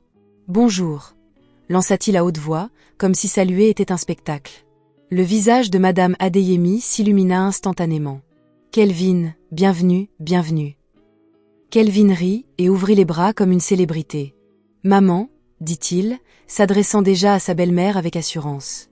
Pas de tremblement. Il claqua des doigts, des yeux, et l'un de ses fils déposa le sac Ghana Must Go devant Madame Adeyemi. Les gens s'exclamèrent « Mon Dieu, de l'argent !»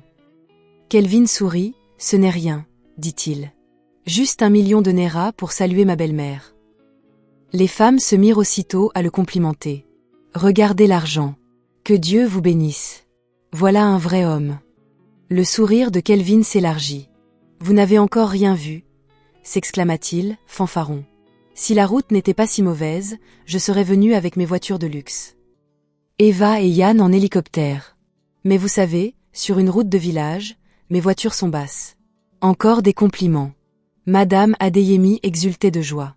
Elle se retourna et cria vers la pièce, « Félicia, viens, ton mari est là. » À l'intérieur, Félicia luttait encore contre le courant, les yeux humides, la poitrine serrée. Elle ne voulait pas sortir, pas dans cet état. Dehors, Kelvin demanda nonchalamment, comme si c'était son droit. « Alors, où est ma fiancée ?» Madame Adeyemi a esquissé un rire forcé. « Elle est timide », a-t-elle ajouté rapidement. « C'est son premier mariage. » Kelvin eut un sourire en coin. « La timidité, c'est bien, » dit-il. « J'aime les filles timides. » Mais lorsque Félicia apparut enfin sur le seuil, traînée en avant par ses proches, son visage n'était pas timide. Il était figé. Il était douloureux. C'était un visage forcé, un visage que son cœur refusait d'accepter. Le regard de Kelvin la scrutait sans gêne, comme s'il examinait sa marchandise. Félicia sentit son estomac se nouer. Elle regarda sa mère et sa sœur droit dans les yeux et le déclara distinctement, assez fort pour que les personnes les plus proches l'entendent. « Je ne l'épouserai pas », un murmure d'effroi parcourut la maison. Le sourire de Madame Adeyemi s'effaça, remplacé par une colère qui menaçait de dégénérer.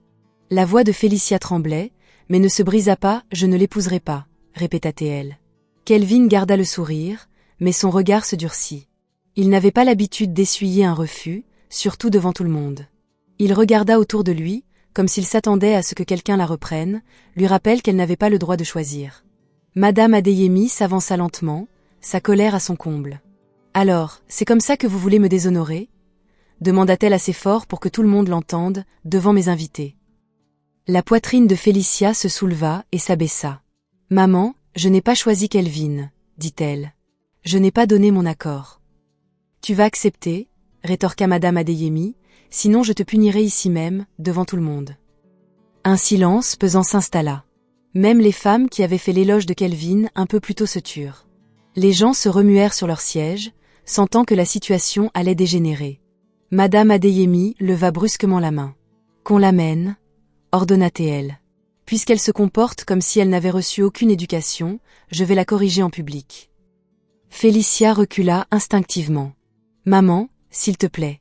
Ne me fais pas plaisir, » cria Madame Adeyemi. « Puisque tu es prête à sacrifier ta vie pour une mendiante, je vais te montrer que tu ne peux pas non plus bafouer mon nom. » Anita s'approcha rapidement et prit le bras de Félicia, comme une sœur bienveillante.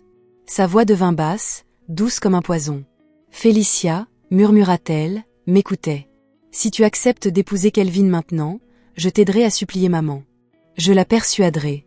On peut la calmer avant qu'elle ne fasse pire. » Félicia la fixa, le souffle court. « Anita, c'est toi qui as fait ça, » murmura-t-elle. « Tu as menti. Tu as cassé mon téléphone.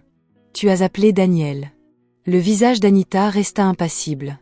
« Félicia, ce n'est pas le moment, » dit-elle rapidement. « Regarde autour de toi. Si vous ne coopérez pas maintenant, elle vous humiliera. Acceptez et montez dans la voiture. Nous parlerons plus tard. » Félicia secoua lentement la tête. « Non, » dit-elle. « Je ne me vendrai pas parce que des gens me regardent. » Madame Adeyemi frappa de nouveau dans ses mains. « Agenouillez là, » ordonna-t-elle. Deux femmes s'avancèrent. Félicia se débattait. « Laissez-moi » cria-t-elle. Les invités commencèrent à murmurer. Certains chuchotaient, d'autres applaudissaient la punition comme si c'était un spectacle. Elle était tue. « Ah, cette fille a du caractère. » Sa mère devait s'en occuper. Kelvin, savourant la scène, esquissait un sourire, comme si cela prouvait son importance. Il ajusta sa montre et dit nonchalamment, « Maman, pas besoin de perdre du temps. Si elle refuse, faites ce que vous devez faire. Elle finira par comprendre. » Les yeux de Madame Adeyemi s'illuminèrent. « Tu entends ça ?» aboya-t-elle à Félicia. « Tu épouseras Kelvin aujourd'hui. Sinon, tu quitteras cette famille. Je vais t'expulser publiquement pour que tout le monde sache que tu n'es plus ma fille. » Les yeux de Félicia se remplirent de larmes. Non pas par faiblesse, mais parce que ceux qui auraient dû la protéger étaient prêts à la briser. Soudain, une voix déchira le silence comme un couteau dans un tissu. « Félicia !» Un silence de mort s'installa. Le portail s'ouvrit plus largement. Un homme entra calmement, vêtu simplement, le visage impassible. Pourtant, sa présence semblait rendre l'endroit plus intime. « Félicia » appela-t-il de nouveau. Le corps de Félicia tressaillit comme si elle revenait à la vie. Elle se retourna brusquement, les yeux écarquillés, le souffle coupé. « Daniel » murmura-t-elle. Puis elle se mit à courir, à grands pas, sans une démarche polie. Elle traversa l'espace entre les chaises et les invités, passant devant Kelvin, passant devant la main levée de sa mère. Elle s'est jetée dans les bras de Daniel comme une femme qui, après s'être noyée, retrouve enfin l'air. Daniel l'a aussitôt serrée contre lui, fermement et protectrice. Pendant une seconde, le silence s'est abattu sur toute la propriété. Félicia s'accrocha à lui, tremblante. « Daniel, tu es venu » murmura-t-elle contre sa poitrine, la voix brisée. « Je savais que tu viendrais. » Daniel leva les yeux, scrutant les visages. La colère crispée de Madame Adeyemi, l'expression tendue d'Anita, l'agacement choqué de Kelvin. « Je suis venu parce que votre mère m'a appelé, » dit Daniel d'une voix claire. « Elle m'a dit que tu ne voulais plus m'épouser. Elle a dit que je ne devais pas venir te mettre dans l'embarras. » Félicia recula légèrement pour le regarder, les larmes aux yeux. « C'était un mensonge, » dit-elle d'une voix forte. « Un mensonge ? Je n'ai jamais dit ça. Ma mère et ma sœur ont menti. Ils t'ont bloqué. Ils ont détruit mon téléphone pour que je ne puisse pas t'appeler. Ils voulaient m'imposer Kelvin. Le voisinage s'est emballé. Quoi ? On a détruit son téléphone ? Alors la mère a menti ? Ah bon ? Le visage de Madame Adeyemi s'est crispé. Arrêtez » a-t-elle crié. Oui, espèce d'entête. Tu veux nous accuser à tort parce que ton mendiant est venu. Daniel n'a pas élevé la voix. Il se contenta de tenir la main de Félicia et fit face à Madame Adeyemi avec calme. Avant que quiconque ne puisse envenimer la situation, une nouvelle voix se fit entendre depuis le portail. « Excusez-moi. » Les têtes se tournèrent à nouveau. Jessica arriva, sans discrétion ni humilité. Elle entra avec assurance, comme si elle était venue assister à un spectacle dont elle connaissait déjà la fin. Cynthia était avec elle, et 2 autres filles la suivaient, les yeux pétillants de commérage. Les lèvres de Jessica s'étirèrent en un sourire en regardant Daniel. « Waouh » dit-elle en secouant la tête. « Alors, tu oses encore te montrer comme ça ?» Félicia se raidit près de Daniel. Daniel ne réagit pas. Il se contenta de la regarder. Jessica s'avança d'un air suffisant, sa voix assez forte pour que tout le monde puisse la entendre. « Laissez-moi vous expliquer, » dit-elle. « Cet homme est un mendiant, un raté. » Des halètements et des murmures revinrent. Les yeux de Jessica brillaient d'une satisfaction cruelle. « Oui, » poursuivit-elle. « Je le connais. On est sortis ensemble. Mais quand il a commencé à avoir l'air d'un homme sans avenir, quand il n'était plus prometteur, je l'ai quitté. » Elle a sorti son téléphone. « Et si quelqu'un veut une preuve, je l'ai. » Cynthia s'est approchée et a tendu la vidéo à Jessica comme elle l'avait répété. Jessica a tourné l'écran vers l'extérieur pour que les gens puissent voir. « Regardez » a-t-elle dit à voix haute. « Le voilà, en train de mendier dans la rue. »« C'est votre marié. » La foule s'est précipitée, tendant le cou, murmurant, certains riant déjà. « C'est lui. » Il suppliait. « Alors c'est vrai. » Kelvin éclata de rire, soulagé. « Voyez-vous, dit-il en écartant les bras, voilà ce que j'ai vu. Une mendiante veut épouser une femme de cette famille. » Les yeux de Madame Adeyemi s'illuminèrent d'une confiance nouvelle. « Exactement, » s'écria-t-elle. Félicia ouvre les yeux. « C'est une honte. C'est un scandale. » La voix de Félicia tremblait de colère. « Cette vidéo ne change rien à ce qu'il représente pour moi, » a-t-elle déclaré. « Daniel est gentil. C'est un être humain. » Lui, l'interrompit Jessica d'un ton moqueur. « Gentil » répéta-t-elle. « C'est un homme sans le sou. Si tu l'épouses, tu souffriras. » Daniel prit enfin la parole, non pas avec force, mais avec gravité. Il regarda Jessica et hocha la tête une fois. « C'est bien que tu sois partie, » dit-il calmement. Jessica cligna des yeux, surprise. Daniel poursuivit, d'une voix posée et significative. « Si tu n'étais pas partie, je n'aurais peut-être jamais rencontré la femme avec qui je voulais partager ma vie. » Le cœur de Félicia fit un bond, elle serra sa main plus fort. Le visage de Jessica se crispa. « Tu parles encore comme si tu détenais quelque chose, » railla-t-elle. « Regarde-toi, regarde ton entourage. Même ta suite, habillée comme de pauvres villageois. Qu'est-ce que c'est ?» La foule s'est rapidement jointe au rire, avides de rire.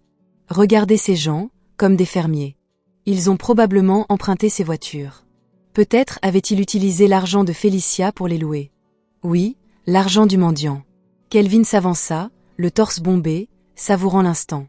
Félicia, dit-il d'une voix forte, arrête ces bêtises. Je suis le seul gendre acceptable ici. Regarde ce que j'ai apporté, regarde mes cadeaux, regarde mon élégance. Celle-ci ne peut même pas se tenir à ma hauteur. Madame Adeyemi hocha la tête avec véhémence. Kelvin est le seul gendre que j'accepte, déclara-t-elle. Félicia, laisse ce mendiant tranquille. Félicia releva le menton, les larmes encore aux yeux, mais sa voix plus claire que jamais. Non, dit-elle, j'épouserai Daniel. La cour explosa de nouveau. Certains étaient sous le choc, d'autres riaient, d'autres encore étaient en colère. Et tout au long de la scène, Daniel resta calme, les yeux rivés sur Félicia, comme s'il lui disait silencieusement « Crois-moi, ce n'est pas la fin de l'histoire ». Le refus de Félicia et les réponses posées de Daniel résonnaient encore dans la propriété. Les gens parlaient en même temps, se montraient du doigt, jugeaient, riaient, chuchotaient. Kelvin, lui, restait là, l'air de quelqu'un qui avait déjà désigné le vainqueur, car pour lui, l'argent l'emportait toujours. Il s'éclaircit la gorge et releva le menton. « Puisque nous sommes tous réunis, annonça Kelvin d'une voix forte, ne perdons pas de temps. » Il se tourna vers Madame Adeyemi, comme s'ils étaient associés dans une affaire. « Maman, apporte la liste, dit-il avec assurance. Que tout le monde entende ce que j'ai apporté. » Un de ces garçons sortit aussitôt une liste de dots soigneusement rédigée. Kelvin la prit et commença à la lire avec fierté, étirant chaque mot comme une mélodie. « Un appartement, déclara-t-il, un vrai appartement, bien situé. » Des murmures d'étonnement parcoururent l'assistance. Sa voix montait encore.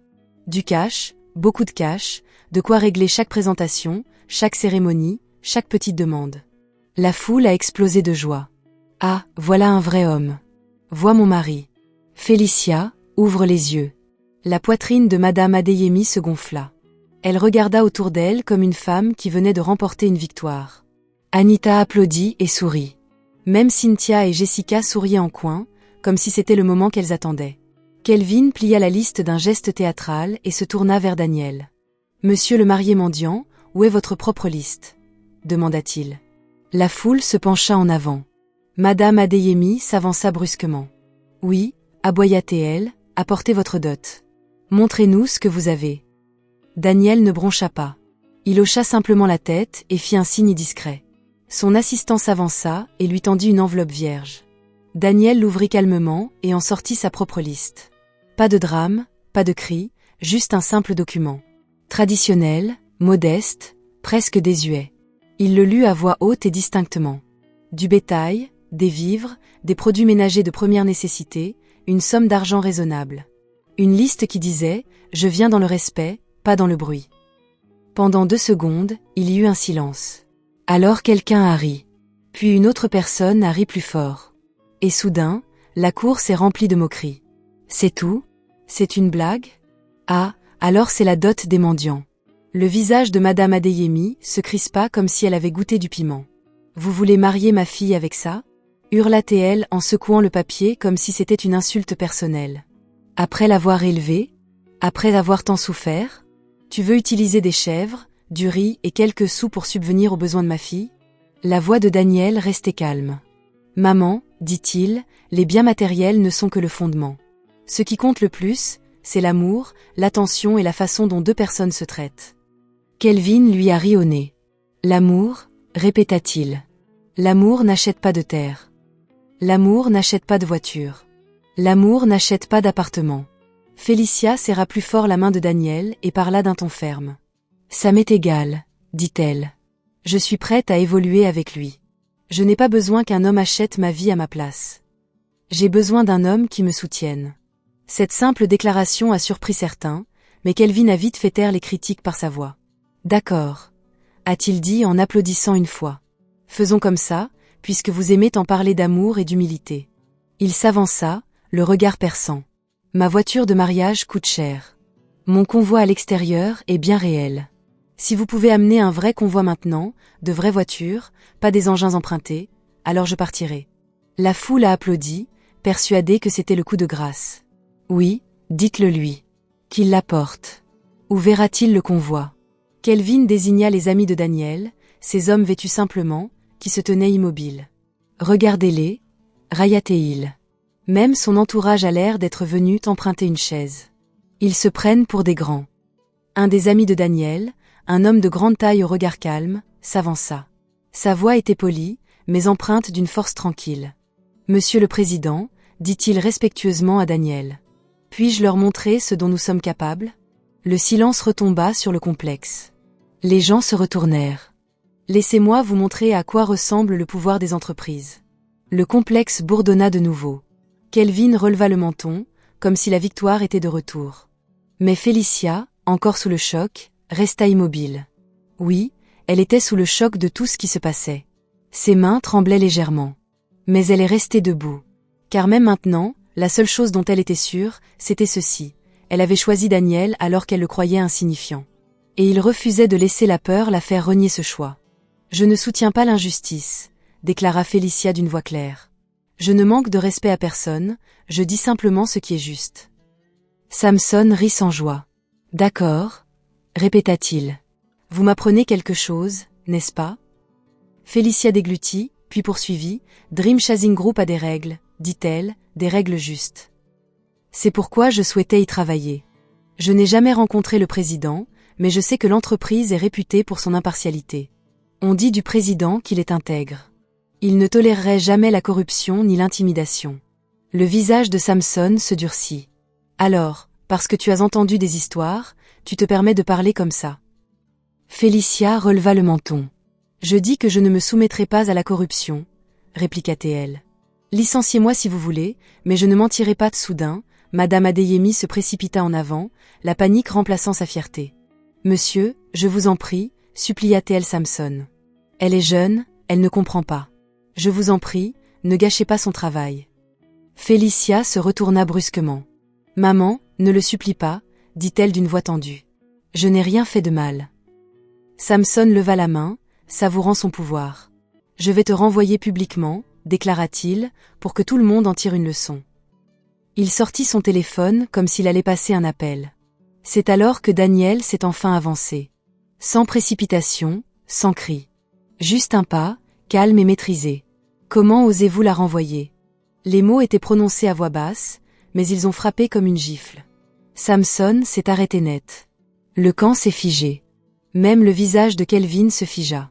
Samson se retourna brusquement. « Qui es-tu pour me contredire ?» lança-t-il sèchement. Daniel le fixa longuement, puis dit « Parce que vous n'en avez pas le droit. » Silence. Un rire nerveux s'éleva alors de la foule. « Ah, le voilà. » Mais le rire s'éteignit aussitôt, car l'assistant de Daniel s'avança, une fine lime à la main. Daniel le ramassa, l'ouvrit et le brandit. Il n'eut pas besoin de crier.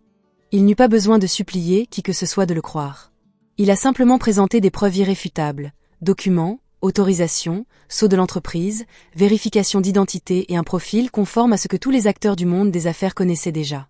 Même ceux qui n'avaient jamais vu le visage de l'homme derrière ce profil. L'atmosphère se chargea de changement. La bouche de Samson s'entr'ouvrit. Raymond Eza et les autres magnats se tenaient silencieusement derrière Daniel, observant la scène. La confiance de Samson s'est effondrée. Quelqu'un a murmuré « non ». Quelqu'un d'autre a murmuré « vraiment ». Et puis, les mots ont explosé. Le président ? C'est le président ? Le fondateur ? Kelvin recula en titubant, comme s'il avait reçu un coup de poing en plein torse. Madame Adeyemi roula légèrement des yeux, comme si son cerveau refusait d'admettre ce qu'il voyait. Les lèvres d'Anita tremblaient. Jessica pâlit. Félicia resta figée, les yeux rivés sur le visage de Daniel comme si elle le voyait pour la première fois, et pourtant, elle reconnaissait toujours le même homme. Les genoux de Samson faillirent flancher. « Monsieur le Président » balbutia-t-il d'une voix soudain faible. « Je ne savais pas que vous étiez là. » Le regard de Daniel demeura froid. « Bien sûr que non, dit-il.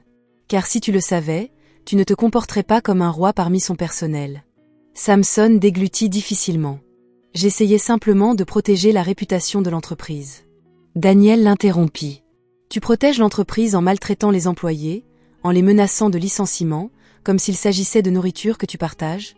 Les lèvres de Samson tremblèrent. « Monsieur le Président, je vous en prie. » La voix de Daniel se durcit. « Vous aimez licencier les gens, » dit-il, alors faisons-le correctement. Il regarda son assistant. Préparez immédiatement ses papiers de démission. Le visage de Samson se décomposa. Non, monsieur le président, je vous en prie. Daniel ne sia pas. Vous êtes renvoyé, dit-il simplement. Vous allez présenter votre démission aujourd'hui. Si vous refusez, elle sera rendue publique et votre carrière dans ce secteur prendra fin. Le corps de Samson s'affaiblit. Il hocha rapidement la tête. Oui, oui, président. Puis Daniel se tourna vers Félicia. Tout le domaine retint son souffle. Il prit sa main, lentement, doucement, et la serra dans la sienne. Félicia resta sans voix. Sa gorge se serra. Les larmes lui montèrent à nouveau aux yeux, mais cette fois, ce n'était pas seulement de la douleur. C'était aussi du choc, du soulagement, et l'étrange sensation de réaliser que sa gentillesse avait été remarquée. Daniel leva légèrement la main. À compter de cet instant, annonça-t-il, Félicia Adeyemi est la vice-présidente du groupe Dream Chasing. L'enceinte explosa de joie. Quoi? Vice-présidente? Comme ça, d'un coup? Madame Adeyemi a failli s'évanouir. Anita semblait sur le point de s'évanouir. Le visage de Kelvin se crispa d'incrédulité et de honte. Les yeux de Jessica s'écarquillèrent comme si son âme avait quitté son corps. Félicia fixait Daniel, retenant son souffle. « Daniel » murmura-t-elle. Pour la première fois depuis qu'il s'était avancé, son regard s'adoucit. « Je vous dois des excuses, dit-il doucement, pour vous avoir trompé. » Les lèvres de Félicia s'entr'ouvrirent, mais aucun mot ne sortit. Daniel inspira profondément, puis plongea la main dans sa poche et en sortit une petite boîte. Il l'ouvrit. Une bague en diamant y brilla de mille feux. Un silence pesant, presque sacré, retomba. Daniel fit face à Félicia. « Je me suis déguisé pour sonder les cœurs, » dit-il d'une voix basse mais claire. « Trouver des personnes aussi bienveillantes dans un monde si bruyant, je ne m'attendais pas à te rencontrer. » Les larmes de Félicia coulèrent. « Je suis désolé de t'avoir rencontré ainsi, » poursuivit-il, « mais je suis reconnaissant de t'avoir rencontré tout court. » Il brandit la bague. « Félicia Adeyemi, veux-tu m'épouser » Félicia trembla de tout son corps. Elle porta la main à sa bouche, en pleurant, puis hocha rapidement la tête, comme si elle craignait que l'instant ne s'évanouisse. « Oui, » murmura-t-elle. « Oui, Daniel. » Daniel glissa la bague à son doigt. La foule était trop abasourdie pour parler. Daniel regarda autour de lui, non pas comme un mendiant, ni comme un fiancé en quête d'approbation, mais comme l'homme qui avait bâti un empire et qui, pourtant, chérissait la bonté par-dessus tout. Il parla calmement, comme s'il rappelait au monde une vérité oubliée. « Ce groupe de poursuivants de rêves n'a qu'un seul but, » a-t-il déclaré. « Repérer les personnes bienveillantes parmi la foule et les aider à réaliser leurs rêves. » Son regard se posa de nouveau sur Félicia. « Ta gentillesse, dit-il doucement, m'a prouvé que les bonnes personnes existent encore. » Et tandis que Félicia pleurait en silence à ses côtés, tenant sa main. Cela devint évident pour tous. La véritable dot, ici, n'était pas l'argent, mais le caractère. Le bâtiment était encore sous le choc. On entendait encore des murmures comme « président, président », comme si ce mot était une prière qu'ils ignoraient pouvoir prononcer. Félicia se tenait près de Daniel, ses doigts tremblants autour de sa main. La bague en diamant, scintillante, semblait confirmer que tout cela était bien réel. Daniel détourna lentement son regard de la foule en pleurs et en cris et se tourna vers Kelvin. Kelvin avait l'air d'un homme dont l'âme avait été arrachée de son corps.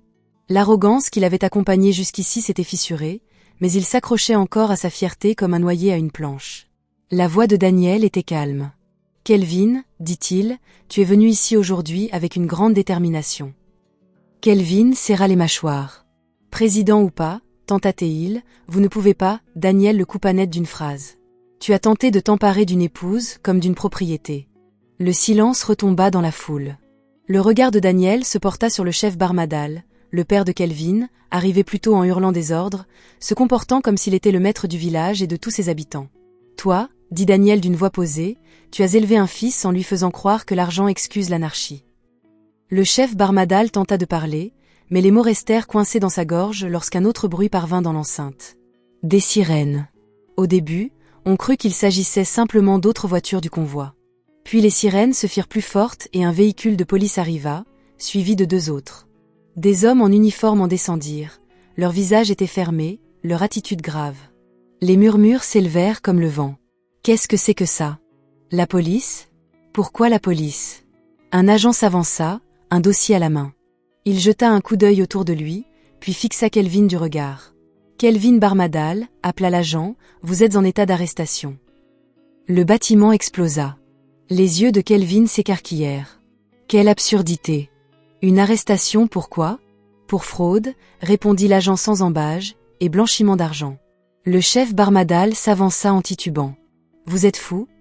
Aboya-t-il. Savez-vous qui est mon fils? L'agent ne s'y a pas. Oui, dit-il. C'est pourquoi nous sommes ici. Kelvin recula en secouant la tête. Non, non, c'est un piège. L'assistant de Daniel s'avança calmement et tendit un autre dossier au policier. Daniel parla sans élever la voix. Fournissez-leur tout, dit-il. Chaque document, chaque piste, chaque mouvement de compte. Les genoux de Kelvin fléchirent. Sa bouche s'ouvrit, mais toute confiance avait disparu. Les policiers s'approchèrent. Kelvin tenta de résister. Ne me touchez pas, savez-vous qui je suis? Un agent lui saisit fermement le poignet. On le sait, dit-il, marchez. Le chef Barmadal entra dans une rage folle. Monsieur le Président, je vous prie de m'excuser, il s'agit d'un malentendu. Le visage de Daniel resta impassible. Il donna des instructions d'une voix calme, comme s'il signait un document.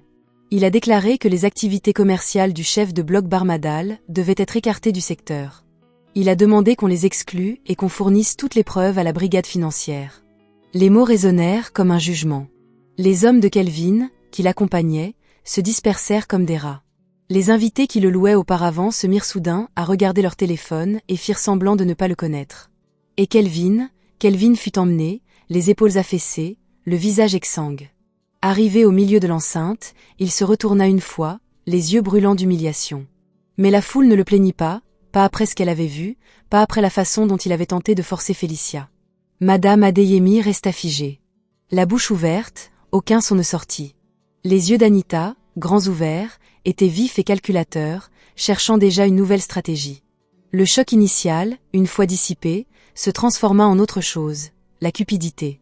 Soudain, Madame Adeyemi s'avança, les mains levées comme pour saluer un roi. « Mon gendre » s'écria-t-elle. « Je savais que tu étais l'homme idéal pour ma fille, j'en étais sûre. » Anita se joignit aussitôt à elle, esquissant un sourire forcé. « Oui, beau-frère, ne t'en fais pas pour les circonstances, la famille, c'est la famille. » Daniel resta impassible. Il leur jeta un regard froid et lucide, puis dit « Vous ne me devez rien, et je ne vous dois rien. » Il se tourna légèrement vers Félicia. « Si vous voulez parler, dit-il calmement, adressez-vous à votre fille. C'est ma femme. » Ces mots blessèrent Madame Adeyemi comme une gifle, car c'était la vérité. Ce n'était pas Daniel qu'ils avaient le plus lésé, mais Félicia. Félicia déglutit difficilement, la poitrine serrée. Elle regarda sa mère, cette même mère qui avait tenté de l'humilier en public, qui avait cassé son téléphone, qui avait menti, qui avait failli lui coûter la vie à un homme comme Kelvin. Elle aurait pu crier, elle aurait pu leur rendre l'appareil. Mais la force de Félicia était différente. Elle s'avança et parla doucement mais avec conviction. « Maman, dit-elle, je te soutiendrai toujours. » Les yeux de Madame Adeyemi s'illuminèrent aussitôt. « Et, ma fille ?» Félicia leva doucement la main. « Mais écoutez-moi, dit-elle d'une voix plus ferme. Ne soyez plus jamais méchante. » Le silence se fit dans la cour. Félicia continua de fixer sa mère et sa sœur droit dans les yeux. « Vous avez jugé un homme sur son apparence, dit-elle. Vous l'avez traité de sous-homme parce que vous le croyez pauvre. Tu étais prêt à sacrifier mon bonheur pour éviter les commérages. Madame Adeyemi a tenté de parler, c'était pour ton bien. » Félicia secoua la tête. « Non, dit-elle. C'était pour ton orgueil. » Puis elle jeta un coup d'œil aux invités, à Cynthia et ses amis, à Jessica, et aux personnes qui avaient ri plus tôt. « Même si quelqu'un est pauvre, dit Félicia, cela ne le rend pas moins humain. Cela ne signifie pas qu'il ne mérite pas d'être aimé. » Ses yeux brillaient de larmes, mais sa voix ne tremblait pas, la richesse est le reflet du caractère, dit-elle. On ne peut pas la forcer. On ne peut pas s'en emparer. On ne peut pas la voler. On ne peut pas obtenir des bénédictions en insultant. Le visage de Madame Adeyemi s'assombrit. Anita détourna le regard, ravalant sa honte. Daniel s'approcha et reprit doucement la main de Félicia. « Nous poursuivrons les préparatifs du mariage, » dit Daniel calmement. Et cette fois, personne ne protesta, car l'atmosphère avait changé. Les méchants avaient été démasqués. Le roi avait été couronné. Le mariage ne se déroula plus dans cette enceinte. Il eut lieu dans une grande salle, illuminée de 1000 feux, ornée d'une profusion de fleurs, de caméras, d'une douce musique et d'un luxe que les commères du village étaient incapables de décrire. Les magnats arrivèrent discrètement, comme promis, vêtus simplement, mais leur présence n'en était pas moins imposante. Des hommes dont le nom pouvait ébranler des secteurs entiers étaient assis parmi les invités habituels, arborant des sourires de fiers oncles. Au fond de la salle, Cynthia, raide comme un piquet, était assise avec ses amis. Jessica était assise, les yeux fixés sur le tableau, le visage pâle, la gorge serrée. Elle s'était moquée de lui dans la rue. Elle avait passé la vidéo. Elle s'était moquée de lui comme s'il n'était rien. Maintenant, elle regardait Félicia sortir. Félicia avait l'allure d'une reine. Une robe somptueuse flottait derrière elle comme l'eau. Une imposante couronne de diamants ornait sa tête, scintillant sous les projecteurs comme un rayon de soleil emprisonné dans la pierre. La salle retint son souffle. Les yeux de Jessica se remplirent de larmes, non pas de larmes douces, mais de larmes amères. Le genre de larmes qui coulent quand on comprend enfin le poids de ce qu'on a laissé tomber.